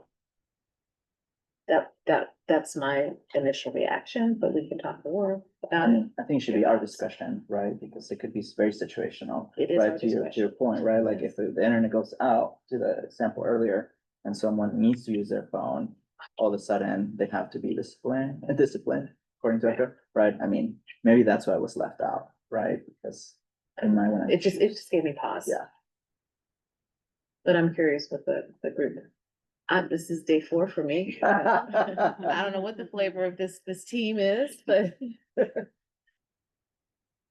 So for me, these are kids. If it's kids versus adults, I think that's a different thing. So if it's an adult, you should know better. You should, we should state that, and then you should know better that you're not filming kids unless you do have express permission. If they're kids, we're trying to encourage better behavior. And I don't think a misdemeanor is the way to do that, for sure. But you do get into these other situations where people are filming fights and it's on the internet and, so, there's varying levels of all of that. I mean, to me, it should be instructive and corrective, not, for kids. Prescriptive, not prescriptive punishment for kids. And that's what we actually talked about in the cell phone policy, if you remember. Yeah, I mean, they're kids. I mean, And that's in alignment with the ed code. It does make the distinction. Yeah, it does. So adult versus pupil, person versus pupil is how they separate it. And I believe they still put that in the principal's handbook about the recording, so, I think that the adults are fully aware that they should not be doing that. I wonder about that though, because people walk through life with a phone like this, and I think there is some reminding that needs to get done that, hey, here, we don't do that. Because it's just become so commonplace to film everything.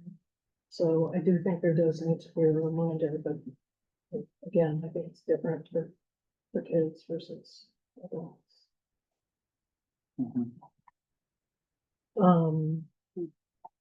There's another sign for you outside the school. You can add to your collection. No recording. I wonder if instead of maybe including this specific piece of the misdemeanor, we just say adults who violate this policy or this rule may be referred to law enforcement by district staff. I mean, Ed Code tells us we have to do this, but at the same time, I mean, we're not following it. Like, nor do we probably think that like if a parent pulls up their phone at a classroom party, or should they get a misdemeanor for that, right? Like, it's very situational. It's more of.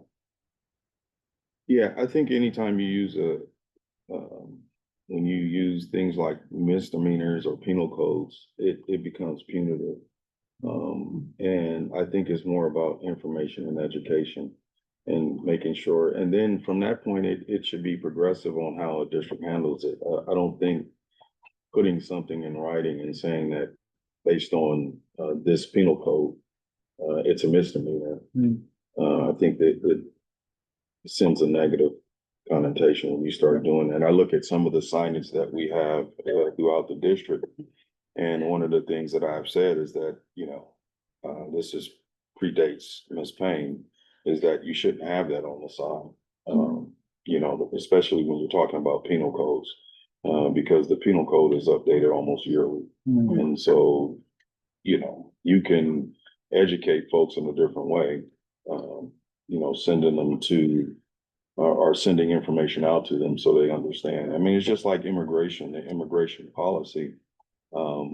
It's going to be constant education on how we handle it as a district, and then more important, how parents are handling the situation. So I just don't think it sends a negative message. Makes sense. I wanted to support what you just said, especially as we build to be a community schools district. I see a lot of, there's the signage that we put out at the district, but then there's school sites follow suit. And we put signs up that say like, feels very harsh, like no students allowed, and like that type, like the same thing can be said, staff only please, in a way that is more, like Booker said just now, like we can make the same message without threatening tone. And as we try to become more community-based and more of a full-service community school ethos, I think that will filter to the way that we in general communicate with students and families in our district. Yeah. I think a big issue, and we don't even realize how big it is because our leaders don't usually bring this level of issue to us. But as a principal, I had a lot of conversations with families and students about recording teachers, which just became a thing to do. I'm wondering if we can't just reiterate with some strong words without it being punitive. So I added a sentence here. I don't know if it works, but so the sentence is no electronic listening or recording device may be used by students or visitors in the classroom without the teacher and principal's permission. And then I added use of recording devices without prior approval is prohibited. Yeah. I think that's clear. You cannot do it. Yeah. Just to restate it. Yeah. So the district does have a policy on, Recording devices. the use of cellular phones within the classroom. So it's policy 5131. It could be a good idea, to reference that within that comment. So it states, the use of a cellular, digital telephone pager, mobile communications device during instructional time unless such use is necessary to accommodate a student with a disability. Such devices shall be turned off in class except when being used for a valid instructional or other school-related purpose as determined by the teacher or district employee. So then that's for students. For employees, we also have BP 421924, maintaining appropriate adult-student interactions. And then it discusses maintaining personal contact with a student that has no legitimate educational purpose by phone, letter, electronic communication, or other means without including students, parent, or guardian, or the principal. So then those are policies that we use to discipline or hold accountable the students and the employees. Can you name that last policy, 419? 421924. 4319. And I don't see it here, but there was probably a cross-reference here that got left off, but usually CSBA gives you everything that relates to it, so perhaps these are in the cross-reference policies, so we can check that as well. Thank you for that.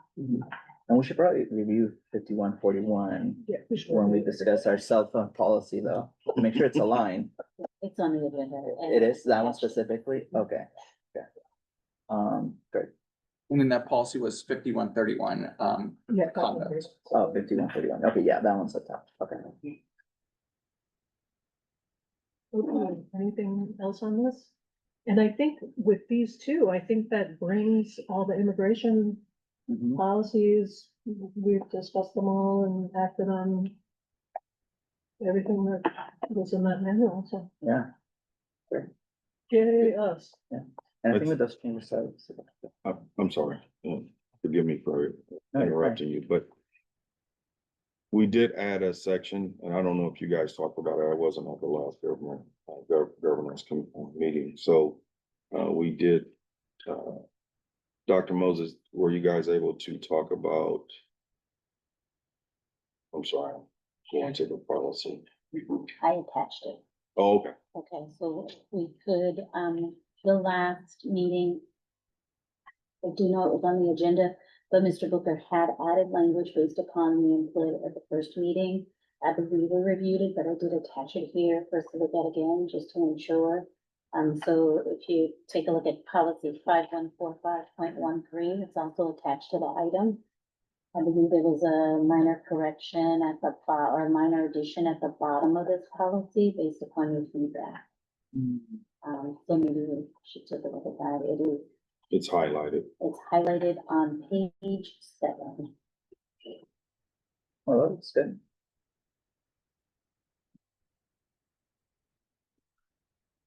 And I think you may have brought it up in with regard to training for staff. Yeah. Thank you.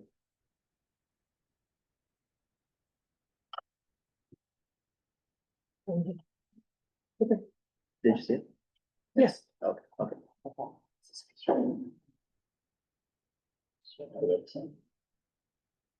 Right, yeah, okay, good, yeah, good, great, perfect. So if it's good with you, we make all those changes that we talked about today. I think we can send it to the rest of the board. Yeah, I do too. Yeah, we both review the 2 documents that I have on the changes on. Okay, Thank you. so then there's that update module where you can go in and put in the changes. Again, I have not touched that at all, so, but apparently CSBA says that you should do your changes in the module to keep the formatting and the type the same. If you cut and paste, apparently it doesn't work. I don't know. Let's try it. But that would be the next step. Good, so should we take it to the full board for voting before we change it in the module? Well, it just needs to be in a format that everybody understands. That's all. Okay, so no, no. I don't wanna make more full- work for, So not going in open session, that, oh yeah, Oh, we're for doing the approval of the yeah, changes, yeah, it don't does make have. the changes until we have a vote. whatever's easier. I'm not No, we can into- make the changes and we just keep them as a draft and then once the board approves, then we move forward. Okay, so I'll include you also on the email with the changes. Yeah. Okay. Thank you. You will soon find out. I am fastest, easiest. And thorough. Yeah, we have one public comment. So. For, For. the immigration, Yeah. okay, Yeah, that's your handout. okay. Ms. Salon Harrison, please unmute yourself. Yeah, I didn't know what, y'all spoke about a couple of things. I just wanted to speak on, a couple of things too. The cell phone policy, I hear what y'all saying and I understand why y'all saying it. Me and my, family and community have had a conversation around that. However, I just do have that concern because we know how many, of the shootings are on campus and how cell phones have really helped when those type of crises happen. And then when children are being harmed and things are happening on campus, cell phones have came in to play. So it would be helpful if y'all, in this policy, that y'all work with community, something like what Booker said, as in the transition into this new way of not being able to communicate with our children.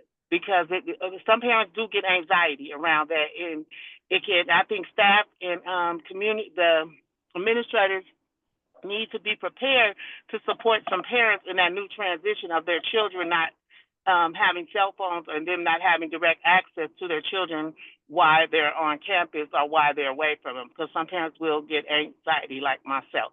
And then another thing I like how y'all are coming up with policies and things to protect the children, but remember that Black children need y'all protection too. So when y'all talk about including children because of situations and statuses, our children need to be included in protection. It took y'all a long time to address these children being called the N-word in our district. So I need y'all to keep in mind when our children bring harm forward, put effort in like this for all kids can be safe in our district. I'm complete. And I think, if I may clarify, Ms. Harrison, we are talking about the cell phone policy. It's in, we're gonna talk about it in a little bit. It's in 2 items. And as you will see, it's our intention not to take away phones. Students will still have access to their phones. They're just gonna be put away. So in case of emergencies, they could still have access to those phones. So you'll see as we get into that item.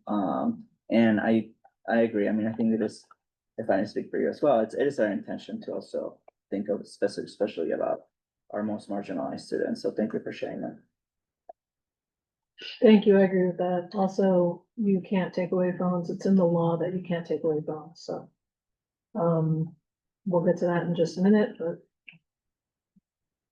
Okay, 5.45.3, non-discrimination harassment. This should just be a follow-up and, for Superintendent Cotton.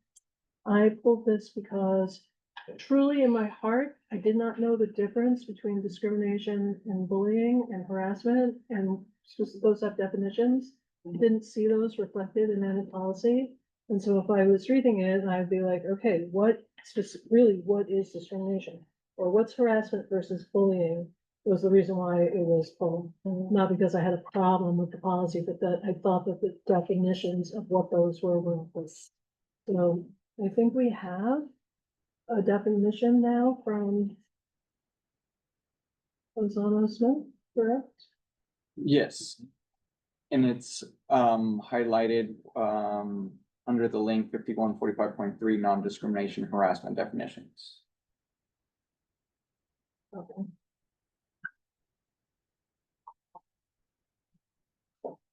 It's the one all in red. Yes. It's this one. It's the other one.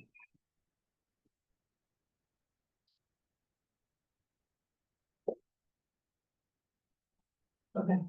And so Lozano Smith's recommendation was that not only in this policy, but in other policies, there's a update that goes through that it gets added.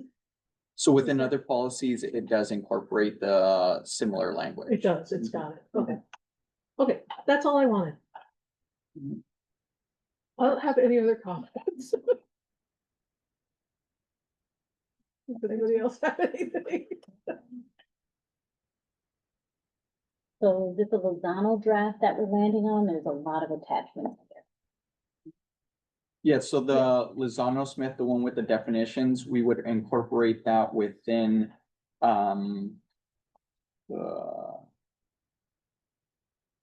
believe it would be the second policy on the right that says Lozano draft BP 5145.3. So we would include that language within that draft policy, but we would adjust what we include because the protected categories are listed are already identified within that policy. So we would just plug it in where it seems appropriate. So just for clarification, so next steps are you'll clean up the policy and share it with us? Yes. And share it with Rosa and our trustees? And then would that go to another governance meeting, or would we take that to the full board and provide it to the full I think board? that can go to full board. Yeah, okay. Okay, thank you. Thank you. Perfect. Okay, so. Okay. so- Do we have public comment? on Oh, public comment, I'm sorry. that? No, Public sorry. comment, sorry about that. There's no public comment. Okay. Okay, cell phone.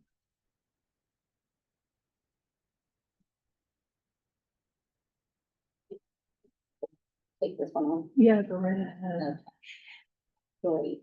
All right, so when we look at the two attachments here, which I'm going to share, I just wanna, Yeah, sure. okay. I'm covering for Associate Superintendent Ziegler, and so in her absence, I used her planning to move this work forward for discussion. I'm going to just share here.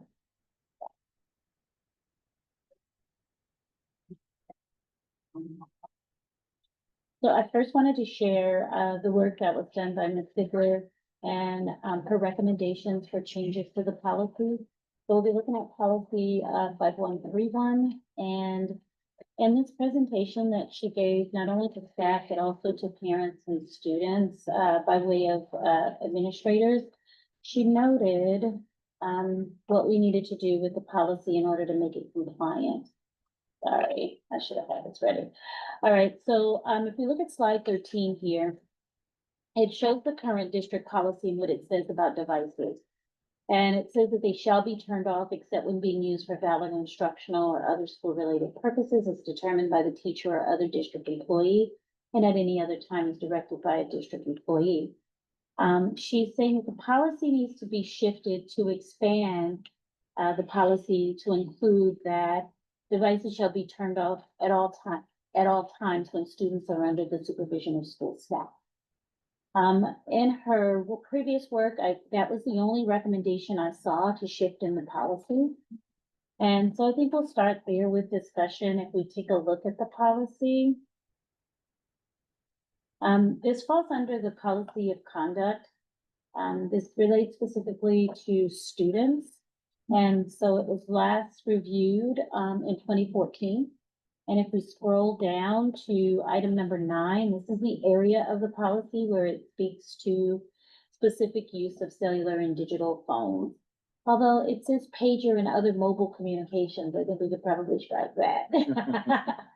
They might make a comeback anyway. Yeah, so I looked at this policy and just made that minor revision to give us a starting point to discuss what needs to happen with revision of 5135. I'll turn it back to you, President Becker.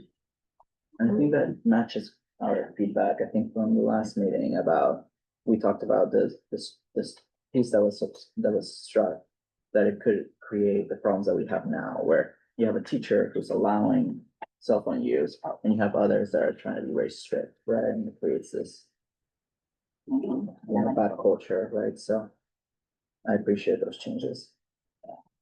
I'll go to the policy to, and do we agree that we can strike pager and other mobile communications and just cellular phone or cell phone? What's your preference?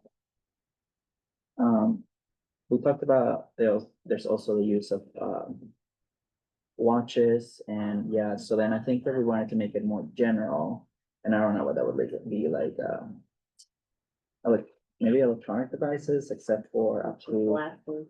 Oh, yeah, oh, now we have glasses, yeah. And who knows what we'll have by next year, right? So maybe just all electronic devices except those approved by district use, like computers. I don't know how to differentiate. Personal digital devices? Mhm. What do you know that? I was just gonna look at the law and see what they say. To see maybe if they have, something.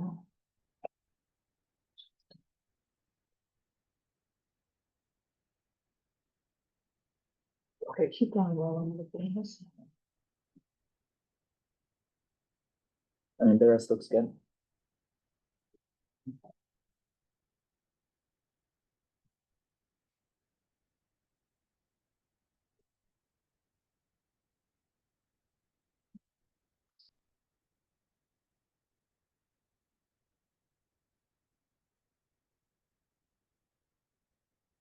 Oh, I did have a question. On the last added language or highlighted language, do we need to specifically reference IEPs? Because it says licensed physician or surgeon, but then it doesn't have, reference to, special education. I contemplated that and we certainly can add it, but, I think it's also, I mean, whatever we put in an IEP has to be followed by law. So there's no. So we don't have to have a policy to reinforce that, but Makes sense. it might be good to name it. Okay, so the law says smartphone. A smartphone, Yeah, so just, maybe that's all encompassing. it doesn't prevent us from doing something else, so, but that's what the law says. And just, well, maybe they have quoted it, I don't know, just checking. Respond. Of the policy or of the. section? Number 9, it's use of, during instructional time unless such use is necessary to You're right. accommodate a student with disability. Okay, so we got that.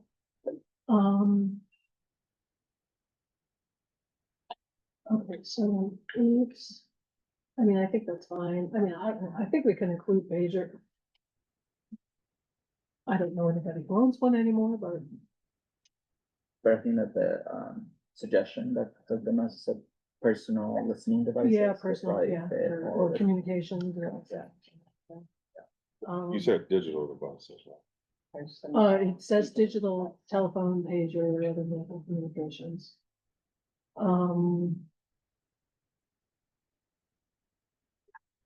Mr. Booker, you had a hand raised. I did. I was just waiting for them. Oh, I thought that you didn't have it anymore. Well, you gotta keep it up, otherwise, we keep going. know. No, go ahead. What's it say? Oh, never mind. Sorry. Where does it say about emergencies?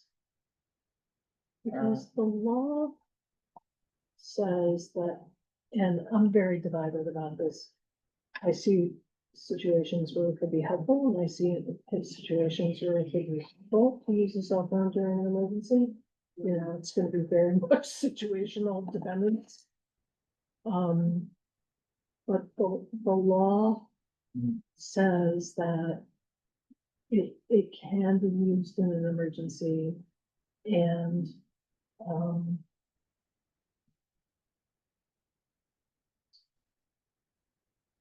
so do we, I don't see it, but it could be added to the last sentence. Or the first one. Yeah, or the first one. okay, yeah, just in the first one, To accommodate a student with disability or in. in the event of In the emergency. event of- I think we need to probably put a qualifier I on was just gonna emergency. say, yeah, what would it be like, what's like the maybe what law enforcement like name for like environmental emergency or? I mean, So what the law says, in the event of an emergency or in response to a perceived threat of danger. Oh, okay. I mean, think that's a little more explicit. yeah, I mean, you know, once again, it's gonna be highly situational where that could save someone or get, you know, or be problematic. It's gonna depend. But if we add threat of danger, it also allows maybe a site administrator to say, could you explain to me why you felt using phone in this situation was a threat of danger? And maybe that can also have. Because if we just keep emergency to a Right, it point, could like be- a student could say like, well, that was my emergency. My mom called, it was an Right. emergency. A threat of danger, have to specifically name, why were you doing that? And Mr. Booker won't. I was just gonna say that emergency is defined by imminent danger. But I wasn't gonna talk about that. I just have a point of clarification. When it talks about, communication devices during instructional time. So does that mean during lunch, during passing periods, they can use the phone? That's right. That's why we changed it to say when students are under the supervision of school staff, because that is. Okay. I'm moving back to my Luddite period. Right, I think that we've like crossed the barrier into like way too much tech, way too much. Yeah. Way too, I mean, like, We need to take off during instructional time at first line, I think, Yeah, just to say use of a cell phone or other personal digital device. That's what chooses student to contact the student with disability or any event where they. We land up. it says in case of emergency or in response to perceived threat of danger. yes.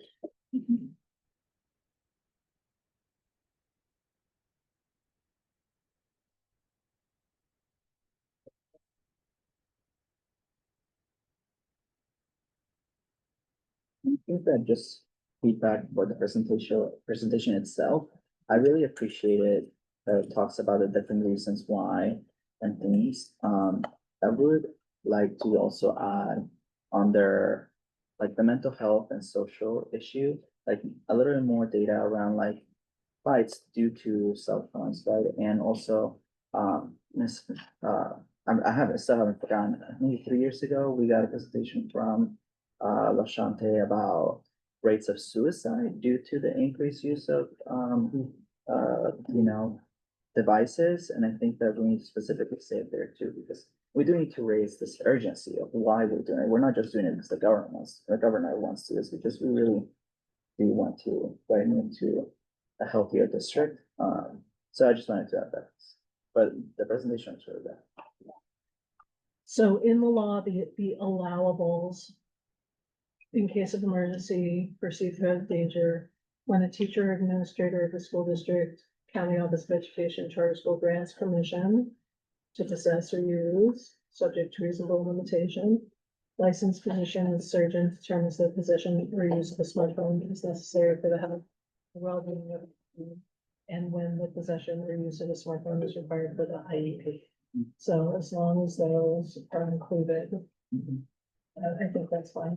The other thing that, I'd also like included is, from time to time, the superintendent or designee will seek, I don't wanna put yonder pouches in a policy, because then we'd have, if it wasn't a yonder pouch, then we'd have to change policy, but some sort of like technology disruptor device, or I don't even know what to call it, but I think there's gonna be a need for repeat offenders I think there's gonna be a need in every school to purchase a certain amount of younger devices for when you cross that threshold of being told 10 million times, and that we need to help you with that. So some sort of, you know, from time to time seeking blocking mechanisms or however we want to order it. President, so are you saying per classroom, or are you saying just per site and have a number, whether it's 10 or 15 pouches per Well, site? ideally, if we had like $400,000, we'd buy one from every student, 7 through 12. But since we don't have that, and And the cost is more than that, but yes. Oh, it's more than that? Yes. Oh, okay, I thought that was gonna be a safe number. Okay. And since, you know, the legislature gave us another unfunded mandate, but I think we're gonna need them for certain kids, I think, honestly. Because the big thing about this is not really the policy, but what's happening on the ground, you know, to make it stick, and that's where the rubber hits the road, and that's a, you know, discussion for you guys. I don't know how you do it. Yeah. Better get our storm put out. Make a whole yonder. Yeah, we'll figure. I have 3 sewing machines. I can bang out a lot of those. But we did have our assemblywoman who came to our site and told us that she had funding for that available, so we need to start bugging her for it. She told us like, okay, well, we took you for your word for it, so. Yeah. We also did bring that up with Senator Evergreen when we met with him, yeah, so. Yeah. I think we gave him 400,000. Then I emailed him, oh, remember that number? That was in high school, not middle school. Yeah, even just for the high schools, if you're talking about in every classroom for every student, you're somewhere in the area of over $600,000. What's the price per pouch now? Anywhere from $100 to $130 per. It works for Greenwood, but they have 130 students. Right. How many secondary students do we have? Do you know? I can get the number for you. Power school. All right, start thinking of creative. We will need some eventually, I think, for. Yeah. And that number may have included middle schools. Yeah, and some schools have things in place, they just aren't using it very well. For example, visiting Hercules, I know that Hercules has like little lockers where each person can put their phone in an individual locker. I saw them in every classroom, but I didn't see them being used. So they have something they could use if they needed it. I've seen like shoe holder pouches. I've seen charging stations in the back of the room. I've seen like all sorts of things,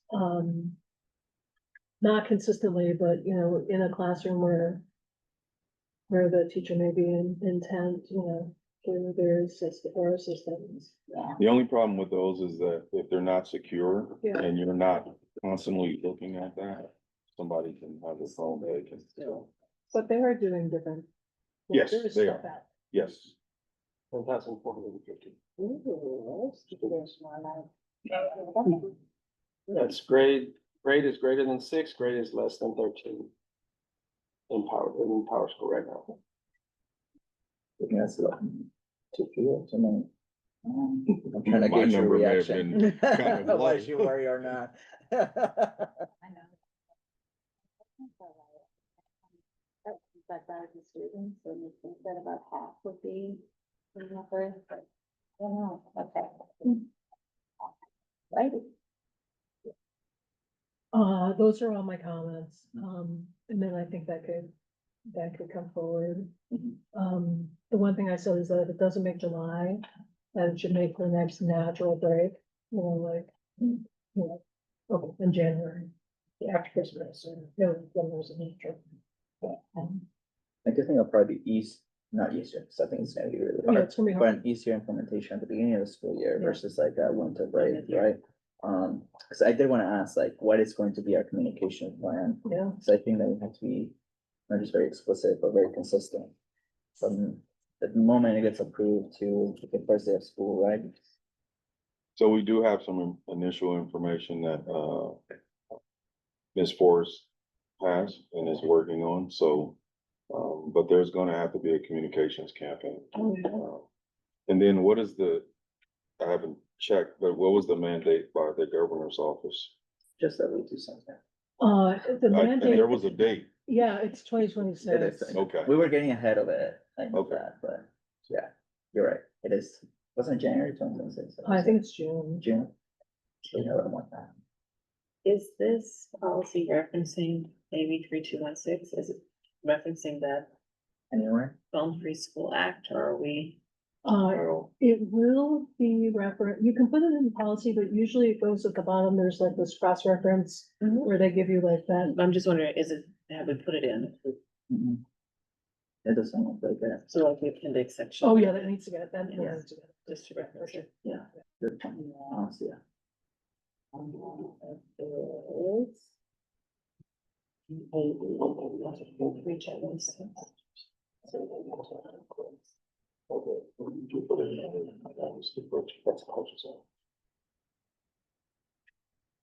Yeah, I think it's gonna be growing pains. I mean, it's just like the ID policy, right? I mean, there's some schools that right away were able to adopt it well because they were already doing something. There are some that they're still working on it, right? So I think we're just gonna have to be very thoughtful and supportive in whatever we can. So a lot of it's gonna be on the side principle, which I assume is gonna be really fun. yeah, so they'll need support. Yeah. And it would be interesting to see a school that doesn't have a yonder pouch that's uh, Wasn't there like I think there was Betty Betty Reed Soskin. and Mayor Vista that I think have a oh, yeah. internal, yeah. And I think it's really working well at both sides, if I'm not mistaken. Okay, sorry, I'm sorry looking at you, but I've heard the same. okay. Yeah, I mean, for the majority of the campuses, for those sites, it's working. I mean, but you do have those, you know, especially when the parents get involved and say, my kid needs a phone at all times, so. But, you know, I'll keep saying this, is that it's about the information that you put out, and educating, and constant education, because, you know, we tend to put out information But then we, and then it's one time. I did have a request, which was for staff specifically. I do think that we have to, I mean, classroom staff, and we even classified we need to specifically give them something that they know. And maybe the new teacher, new classified training. So I can imagine maybe like knowing that this is passed, if they have not been trained, a teacher could like grab a phone, snap it out of someone's hand, and then become something different, right? So I think that they have to know what you can and can't do when it comes to this policy and their own site procedures, right? Right away, maybe on those 2 very cramped training days that they get, the sites or something. and then for 25, 26, like I recommend 2 or 3 like culture pushes and that's it. Maybe it's cell phone and store policy and that's it. And we're gonna do those 2 things really well because we think those are gonna make the biggest difference. You said In the social culture policy and and, The sweater policy. thank you. You know, but not like 10,000 things. Like what are the 2 things that are gonna be the most effective? And then that's all, and then that's it. That's all we're doing. Could I review suggested language for the review of support for this policy?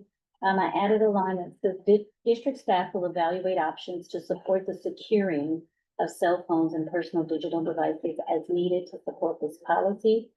Available options will be reviewed every 5 years to support the implementation of this policy. Yeah, you have to review the policy every 5 years so that does actually make sense. But if something comes up in between, one-time funds for. Do you wanna say district staff will evaluate and implement? Well, we don't know if we'll have money. Can't implement it if we can't buy it. But, Does the evaluation of the items to secure phones need to go to the policy then? Can that just be in a part of the AR? Yeah, that could be part of the AR. so that could be, okay. We don't have an AR.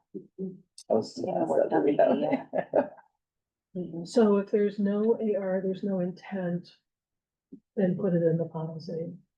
That we just need to amend the AR. Do you have an AR? For Rhonda? 5131. I'm gonna have them do that. And that's a question too, prior procedures were that staff. No, it's not. I mean, my envisioning of what an AR would look like is like, okay, you're gonna go out and see if you can find disruptive devices. There would be a discipline matrix, or there would be communication with parents, there would be, the general the outline of how to make it happen, but not the Right. lace grass. I like this part being in, how to make it happen rather than the policy, because it would open us up to scrutiny, we say we're gonna do it and then we fall short. Okay, so then there could be a short AR, which is, blocking devices, communication to family. Maybe the student handbook is updated, the student parent handbook always stays updated. How do you handle? Are you gonna help sites implement? Training,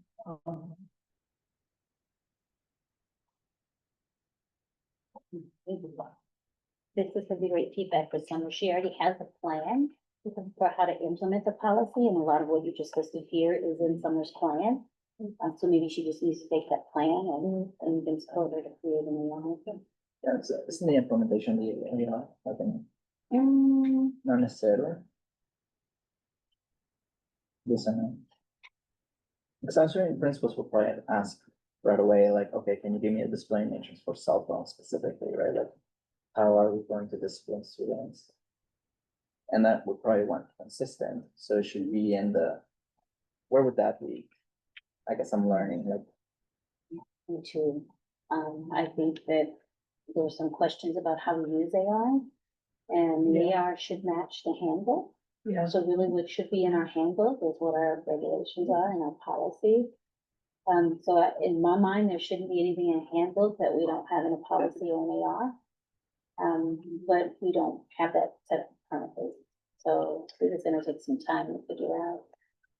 People go different places. If we need to address an issue or problem solve, an issue, we have to look in 5 or 6 different places to cover all of our bases, and I think we should it's, streamline that. I totally see this as a work in progress. Yeah. Because, governance is really not gonna. There's a lot and, all eyes really haven't been on it, but like, we should be telling them. Okay, you guys need to figure out. Yes. Like, what are you gonna do when students, are, when you have repeat offenders, and what are you gonna do? What is you should have a communication plan. You should have, and then they can say, okay, that's what I need to do to. I think the board policy serves as kind of a weapon in line. This is what you need to do, and citing, code or ed code or whatever to say why, or legislation to say why we're Right. doing it. The AR starts the how process. Right. The handbooks, the plans, Right. get deeper into those. Right. Those processes. Right, Got it. exactly, and so you'll find. that makes sense. Well, we're working, we're working. Yeah. Yeah. Okay. Anything else? Public comment? Anything else? There's no public comment. Oh, someone just raised their. Two Yeah. people. Oh, okay. Ms. Yolanda Vera Allen, please unmute yourself.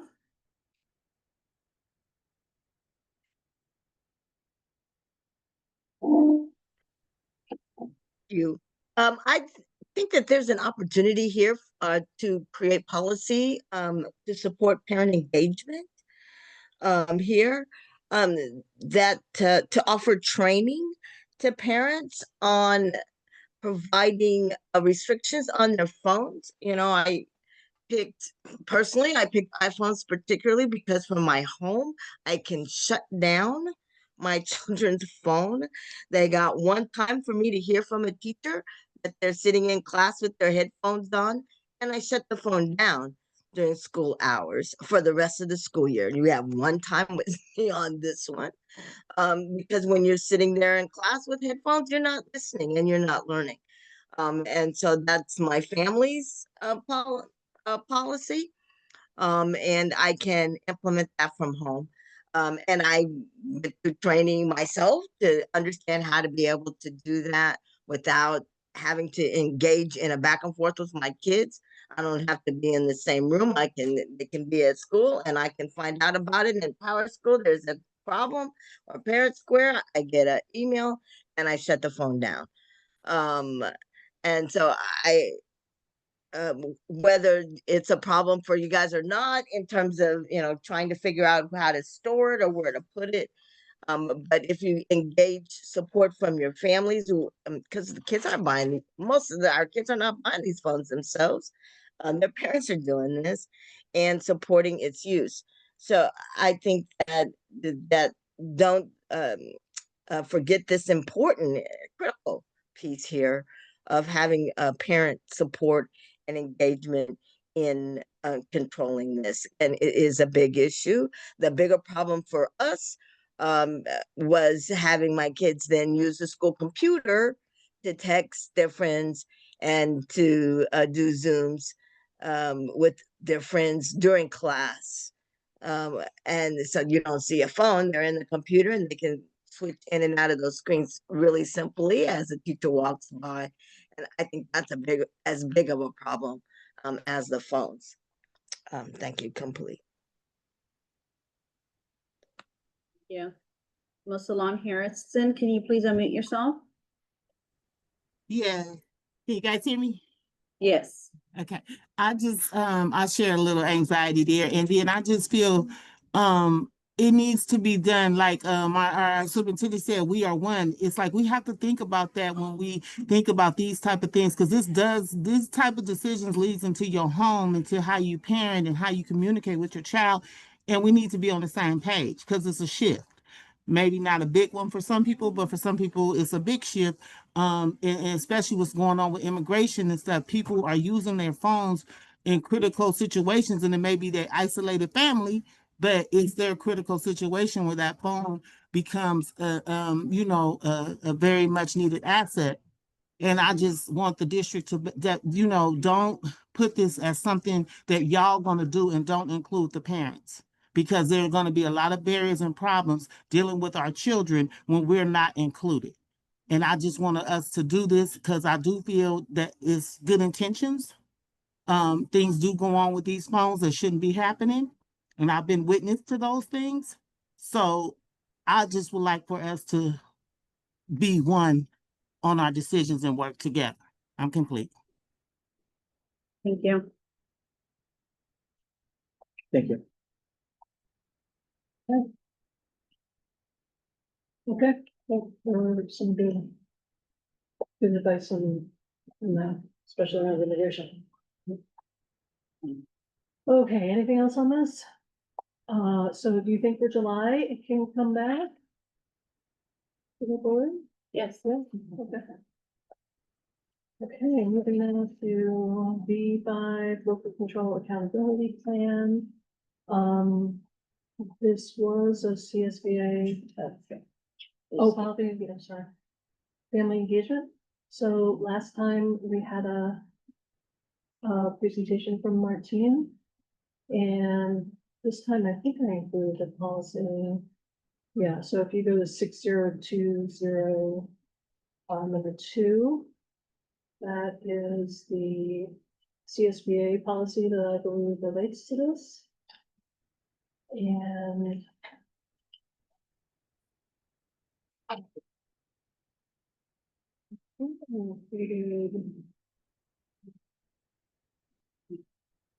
Yes. oh, third draft, I'm sorry, this is the one we want. So third draft is what's written, and I don't believe we had this last time. And then I included CSBA's recommendations. so that we can.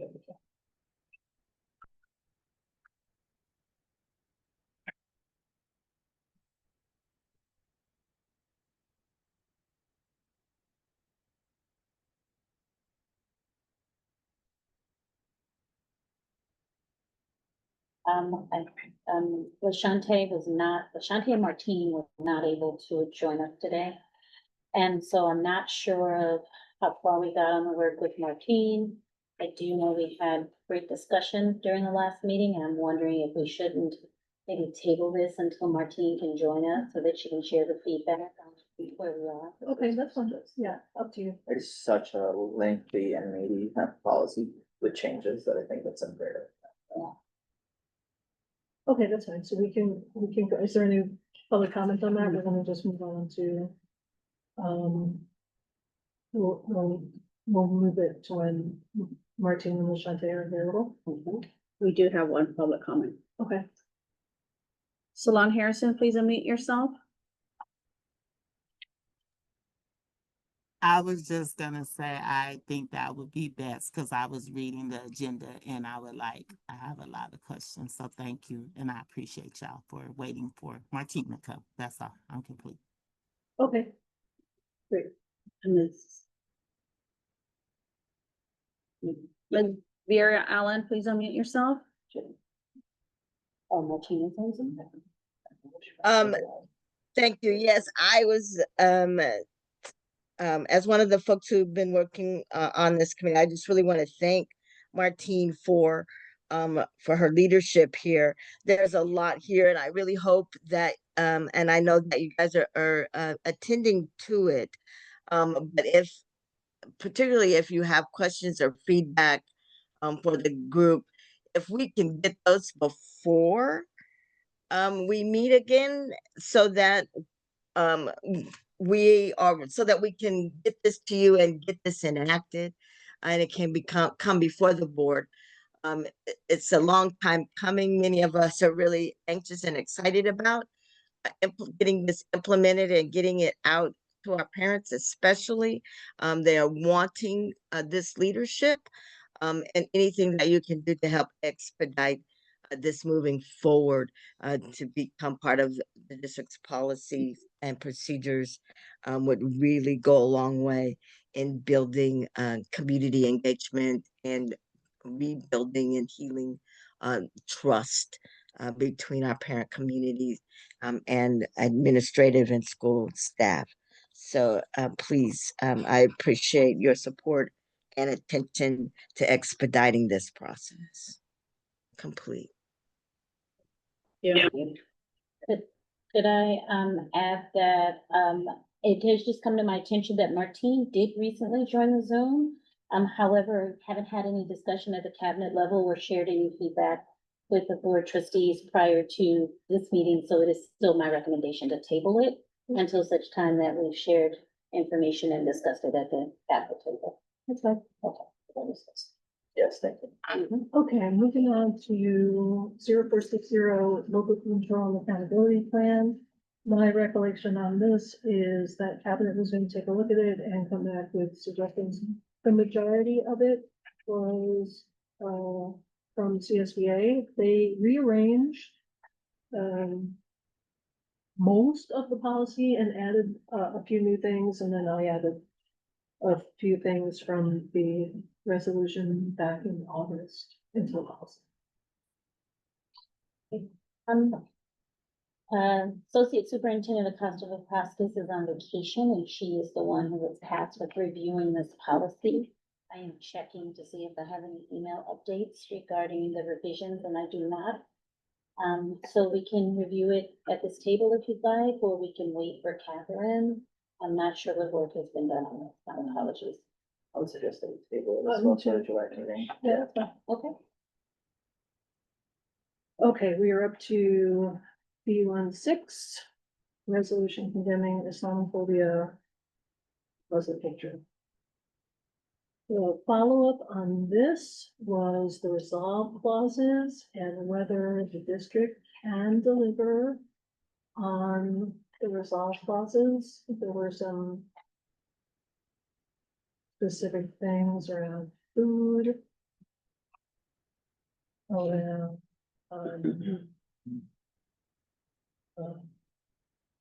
Food is the one I remember. And there was also reference about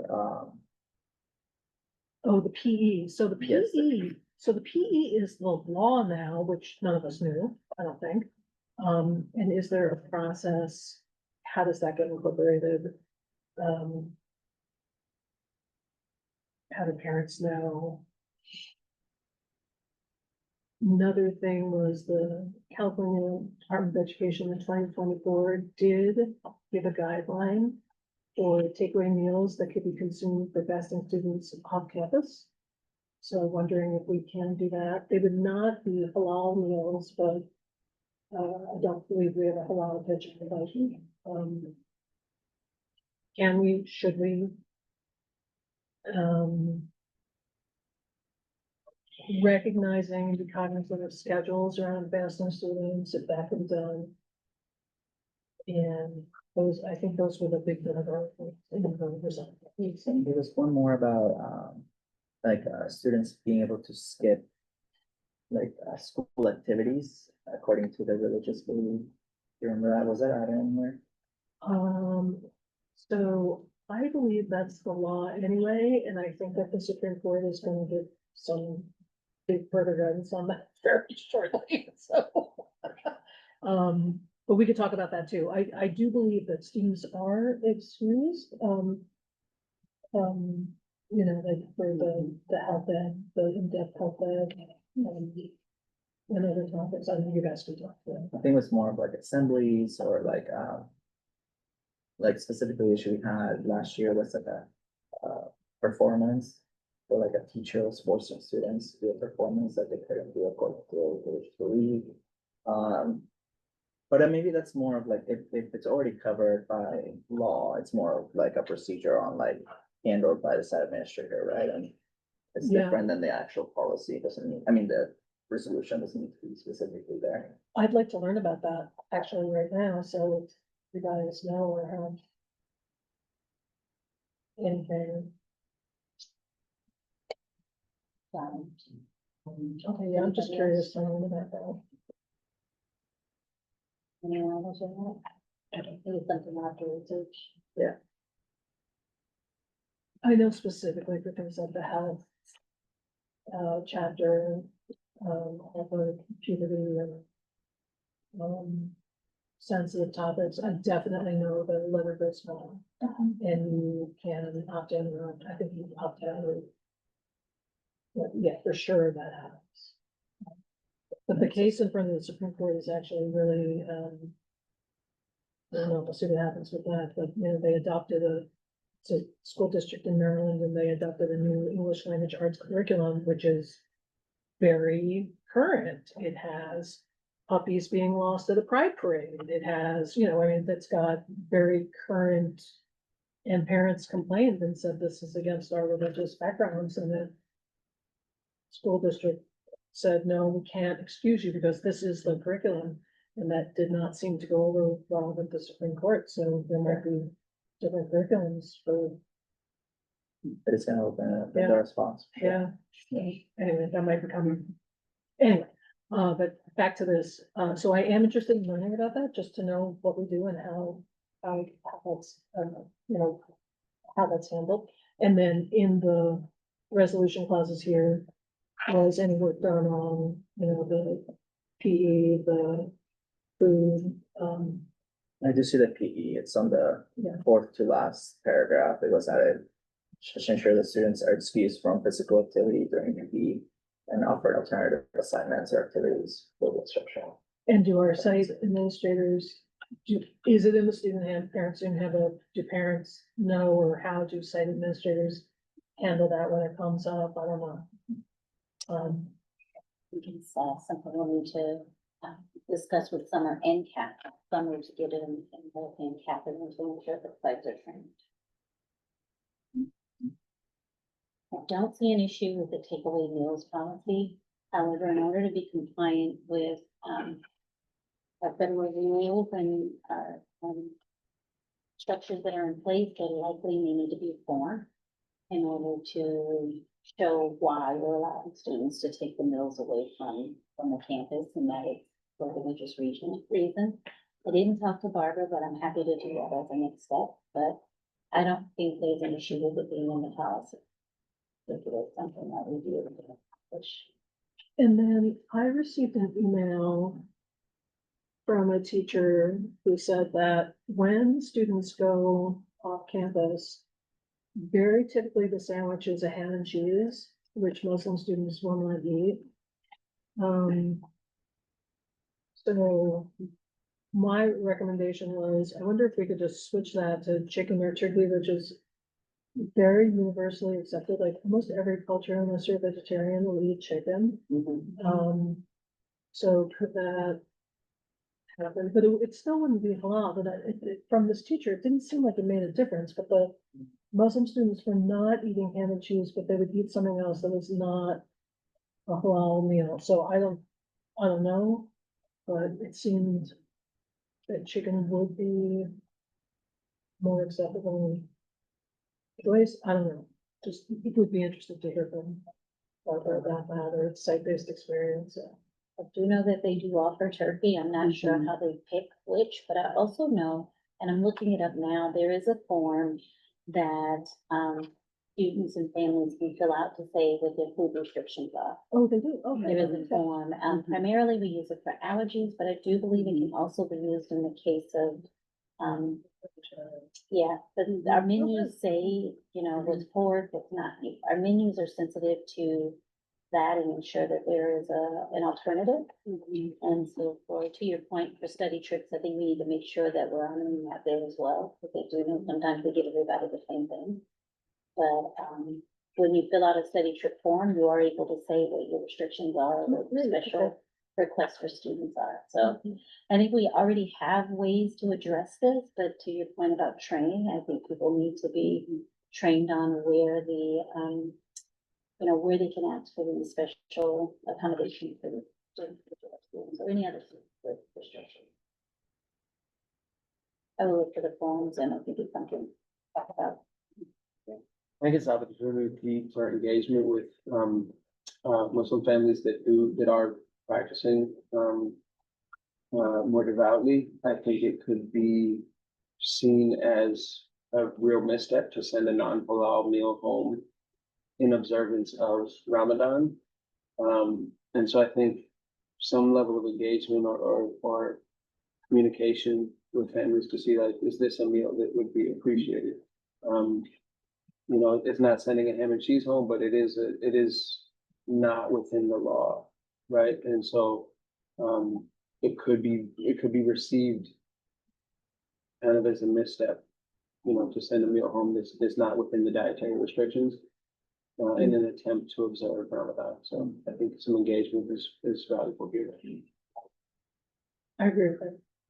Yeah, so then maybe we come for a break and have more discussion about the nutrition aspect of it, because I don't know if it's feasible, given the way in which we're structured now, where we're trying to do plated meals, and I'm not sure that we have the capacity to create special meals for, and not that size matters, but it is a small population in most schools. So, yes, we need to be sensitive to the needs and the customs, and maybe we do need more conversation about the food. We'll try to get through to Mary and get you something by the end of the week. I'm sorry, not Mary, Barbara. Yeah, and we do not have long kitchens, and that it would, I highly doubtful that could happen, so. But I am interested in the study trips. That seems like something that could be done. And making sure that people understand that you can be excused during Ramadan for PE and things like that. So at this point, I think there's an opportunity to engage the community and ask them. Yeah, What's the sure. sensitive way to approach this, moving forward. Yeah, for sure. For everyone, so. But, I don't know if we just do that. Families and community engagement. Community engagement. Okay, good. So that's all I have in that. We have one addition, as for this one and the next one. I was asked if we can include reference to, resolution 2425 54, the one we passed in December. Which is kind of like all encompassing, but these are obviously more detailed for each specific, group. That one, the anti-racism policy, and then the anti-slur harmful language policy. There's maybe a reference somewhere on each one of these. That is usually done, that could be in a whereas clause. Yeah. Whereas the board adopted resolution. Thanks for all those three.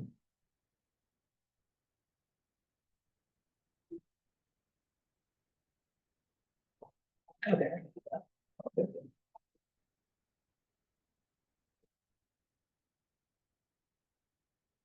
Okay. Anything else on that? I just wanna offer that if I know these resolutions have been sitting for a while and we wanna push them forward. I wonder if you, if that is a priority, if you wanted to take away the language from those, because other than that, I think that the, resolution condemning Islamophobia and Muslim hatred is ready to go. Mhm. I'm just wondering if you wanna hold it up because of the one where, regarding the takeaway mail, just a suggestion. We could do that too and see where we are in that.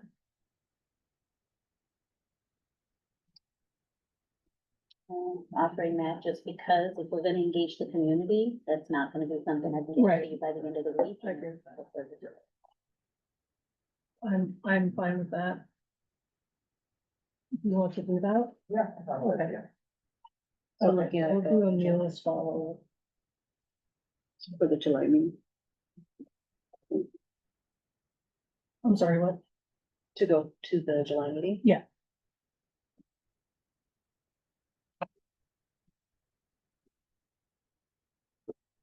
Okay, is there public comment on this? No. No, okay. All right, then we'll move to the AAPI hate resolution. And the follow-up on this one was also the resolve clauses. Really around education.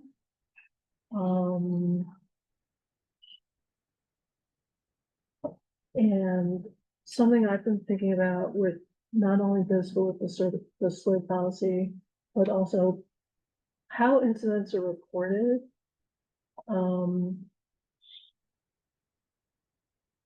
Which I think is you develop all of these, like how.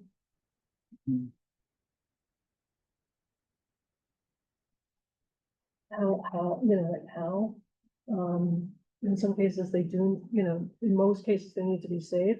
In some cases they do need to be confidential. And so what's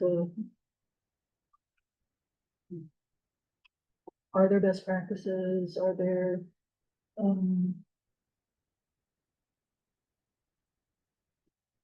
For reporting or investigating or both? well, I mean, I guess, well, I mean, well, the investigation, those, you know, those should be. I have to refer back to what we already have in the anti-racist policy to see if it's addressed. I'm not sure if it is. You know, if the method of reporting is addressed there. Don't know. I think currently, I mean, if it elevates to the level of meeting an investigation, typically goes, we involve Title IX with its students, we involve HR staff, and the investigations are pretty formal. Yeah. I think it's the less formal, you know, playground issues that we don't have a policy for, and site administrators are handling those, primarily based upon how they problem solve at their school. I don't know if we need, I think training is what we need in order to get folks on the same page on how to address those things. I don't know that we need a policy regarding it, other than an overarching policy about racism as a whole and how administrators and teachers are trained to address it. I think that that's required for all of our ethnicities, ethnic groups, and all of these issues of racialized harm. I don't think it needs to be in race specific policies. I think it needs to be in the anti-racism policy. I agree with that. Yeah. Makes sense. Yeah, and I'm not looking for a policy either. I'm just looking for, and I agree with everything that you said. I think the investigations, you know, the formal investigations feel good about their confidentiality and, you know, that to me feels like it's got a good process. It is the more casual, things that are happening, and how they're addressed, because once they get to me, you know, then I'm like, all right, something went wrong somewhere along the way where, you know, it didn't.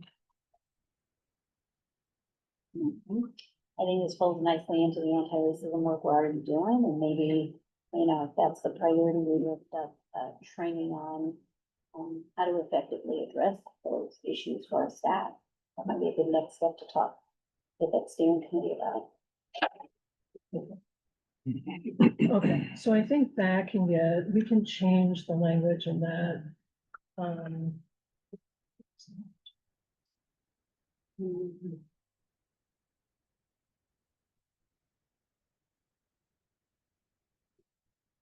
Establish safe and confidential mechanism for students and staff to report. Yeah, it doesn't have, all right, to report incidents of racial discrimination and harassment, including those targeting AAPI individuals. So it actually is, it applies to everyone. I think it's fine if it stays the way it is. I mean, but maybe not. I don't know if it needs to be established, but maybe reinforcing or promoting or letting people know that there are safe and confidential mechanisms.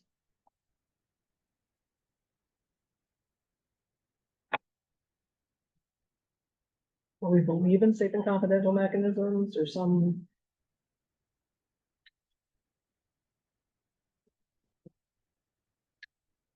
Thoughts on that?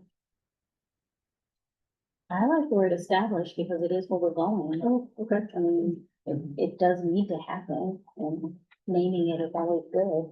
We just need to go the next step in ensuring that we're identifying what the training will be and how it will be about.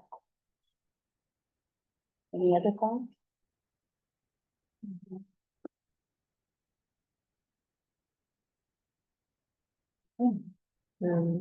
So public comment? No public comment.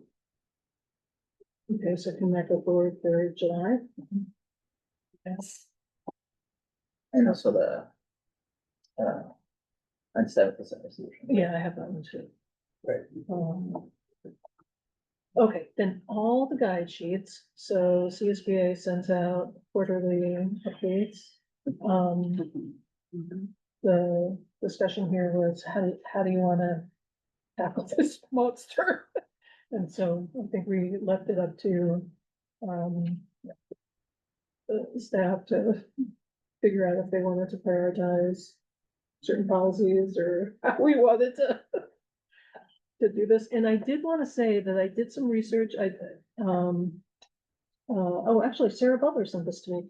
CSBA has a service where they'll help you with this. I think all they do is like mash together yours with theirs. I don't know how helpful that is, but I thought I'd mention it. I don't know if you need that.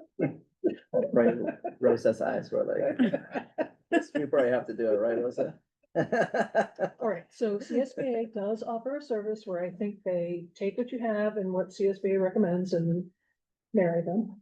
And they give it back to you. So I don't know if we want to make a phone call and find out what it costs or how it works or. We can do a reach out and find out what that process is. Okay.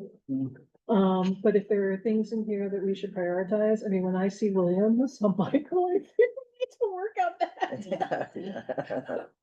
I mean, I'm like, oh my gosh. So, One thing for president, it's being mindful of the policies that CSBA puts out is very helpful. mhm, But those blanket policies are the same policies that are sent to Temecula and Marion Mhm. Valley and For sure. Chino and agreed. Huntington Beach. And so it's, we still have to keep an idea and a mind of what our values are as a district and community and making sure that those are represented in our policies as well. I agree So 100%. discerning eye.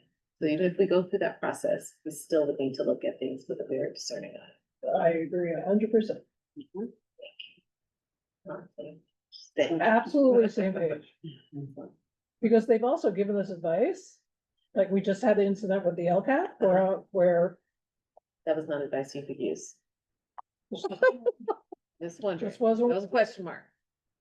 wasn't worded properly. We went to the county for clearance because this said this. Uh-huh. And then they went to the county and they were like, no, you don't need to do that. So, right. But it would be helpful, you know, if we need somebody to, Let's find out what their process is Marry them. and what they actually Yeah. do. because we're very far behind. We're actually, like, our policy book, it's basically not usable. Just so that you know, it's so far behind.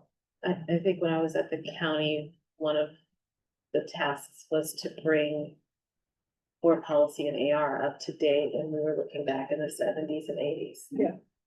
So our book started in 2007. We still have, So at least Yeah. that's 20, 30 years ahead of what. yeah. But we were able to do that. Yeah. So, thank you. Okay, so think there's, Probably some that are like more important, like, I can see all the charter oversight ones, changes that need to make, so probably need to make those very quickly. Especially as we're reviewing charter schools right now, and more are coming next year, I think. And changes of legislation. Yeah, for sure, yeah, definitely. But just one example, right, like Williams, there's just. yeah, so I'm like, oh, we should look at that. The safety plans, like, Yeah, there's a I mean, I lot. think that like, there's some that are like really important for the beginning of the school year, right? I actually don't see any that are important. I'm like trying to find one for as an example, but I can't find one. Like sexual harassment, like I just think that like obviously all these like Yeah. super important, right? Like release of directory. There you go. I found Right it. there. We don't have to do that one yet. So, yeah, so what do you guys want to work on? What, I mean, you'll know, I mean, a few things I'll definitely think are, I'm sure there's a few things we'll think are really important, but you know, like, how do you want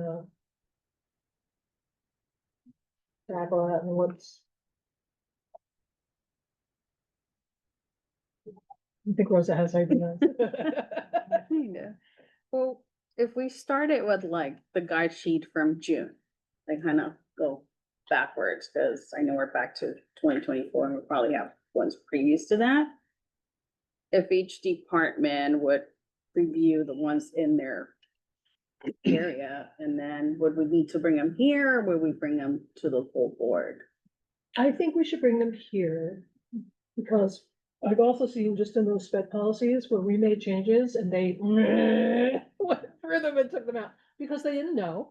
It's fine, it wasn't a permanent change, but there would have to be a stopping point. With people who are familiar with some of the stuff that was done, to be like, oh, wait a minute, we left that in there because we meant it, so. I think if cabinet through the superintendent lets us know, like, hey, we think these are the 10 most important for you guys to review in August and September. I think that would be probably the easiest way. I mean, as much as we probably think one is urgent, maybe in you guys' lens is different, right? So, plus, as we experienced today, we go fairly slow because they're so important, right? So, like, we have to prioritize because of time.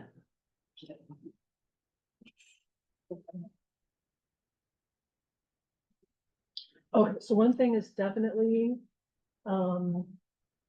check with CSP and see what they do, how they do it, and what would it cost and how would it be useful? And then, definitely, you know, I'm willing to take a stab. I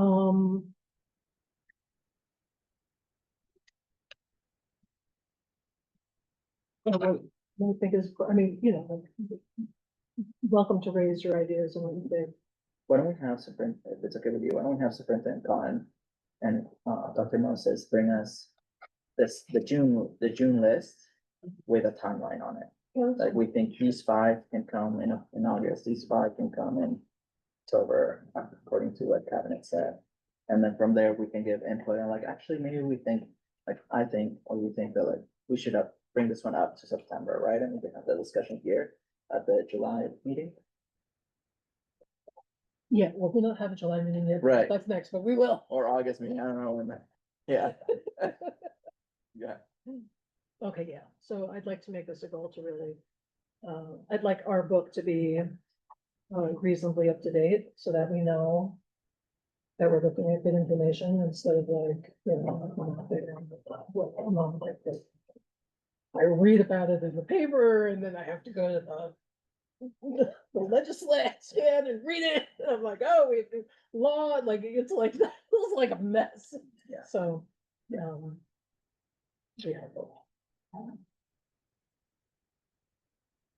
Okay, any public comments on that? No. Okay, so that brings us to 9. Oh my gosh, you might actually get out of here in time. Brings us to 9, which is the ordering of what we have out here. And here I wanted to address all the special ed, if anybody had had a chance to look at that.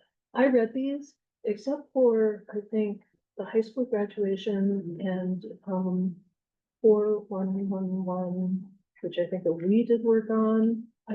Some of them I saw some little tweaks, but I didn't think they were. Oh, suspensions, yeah, I wanted definitely somebody to look deeply at suspensions, that would be Lashante.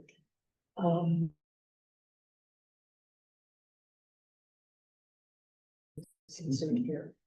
Okay, but they came from SPAD, but you know, it doesn't, where's the rest of GAP now? Are you guys good to have? The high school graduation requirements, that one seemed kind of like a lot of changes, so I thought we would be able to talk about that one at some point. All the credits went away and it just became classes. Yeah, so like we had, there's just an example, like we required 40 credits in English language arts, and the ed code says 3 courses, so I was just really curious about those kinds of changes. Seem big. So.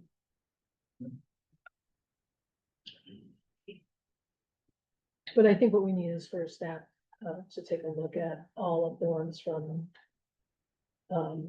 special ed and be like, okay, let's do it. That's not. Yeah. So can we give you that for our next meeting that we're about to set? Specifically all of these attachments on, item 9. Yeah, so they came from the SPED department in their review. And we've kind of been like, all right, what do we do with these? Some of them seem fine to me, but I'm a voice, I'm not the expert. So we need somebody, you know, like, so if SPED said they're okay, like, are you guys okay with them? I guess is my question. And I did have one question, are there any that are like timely for the summer time? Like The graduation requirement one is important because this speaks to the alternative pathway. So to the question about credits versus courses, if we're the alternative pathway for students who take the alternative assessment allows us to follow CDE and ed code guidelines as opposed to a local, right? That's the 130 versus the 225. Do we have to have that one in place by? We're moving forward. We've already had our first, we've had one student graduate already from the alternative pathway, and we're shifting all of the coursework, the course titles and everything beginning in the fall for our ESN classes. So that every student going forward that's eligible for the alternative pathway actually has that alternative pathway in our system, so we will need this sooner rather. Where it doesn't stop you guys from being able to actually. It doesn't stop us from doing that work, but as students begin to qualify for these alternative pathways to the diploma, we want policy to support those diplomas. So the policy coming back in July, and then if everything goes well, we move to the full board, it going to the full board in August, it's fine. That timeline. From a is okay. SCAD perspective, Yes, okay, that's what I'm hearing now. Thank you.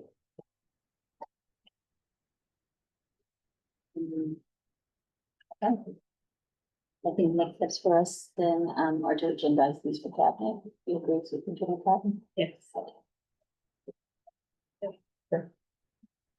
Okay, so then we're up to X10, review of upcoming meetings. We have none planned for the rest of the year. Yeah, we should probably get together and find the dates for the rest of the year. Yeah, so. You want to plan it now? Are you able to do that now? Do you? For the July one? No, I can do it now. Okay, Maybe just for the July, and then Okay. maybe for the rest of the year. Maybe Rosa can, after talking to cabinet, can give us options for each month until December. Okay. Is that good? yeah, I'm fine with that. Because I think unfortunately, we need so many cabinet members, right? We need to take into consideration a lot of calendars. But for July. Would you guys like to propose dates for July? So Mondays. Mondays. And I said Monday would be great. However, if you are not able to do it Monday, I'm sure my colleague here can keep the ball rolling in July on any other day. There we go. Okay, well, Mondays that I could do. The 7th, no. The 7th or the 14th, that's it. I can do either of those. Okay, well, All right. I'm sorry, Dr. Mouses. Any day will do. Second call. What about July 23rd or Wednesday? She can't. We can't do that, leave it on now. Okay, what about, I could do July 17th. Like noon to 2 or something like that. Friday the 18th I could do. I could do. I could do both of those, but I prefer the 18th. Okay, I could do the 18th. Yeah, that's better. I mean, I have a. What time? Do you have a time preference? No, those dates are good for me. I have Cabinet, nothing on that day. It's a Okay. Friday. Okay. Do you wanna do, like 9 to 11 or same? That's fine. Yeah. Okay, so Friday, July 15, 9 to 11, and then we will, at that date, look at the rest of the year. Perfect. You'll know more. Yes, you'll I'll know. everybody will know more. Okay. Okay. All right, we're out of here on time. All right, that's all I have today. Okay, and I'll adjourn this at 12. Thank you. That was very good. I feel like we got it all done. Thank you. All right, thank you, everyone. all right. Thank you.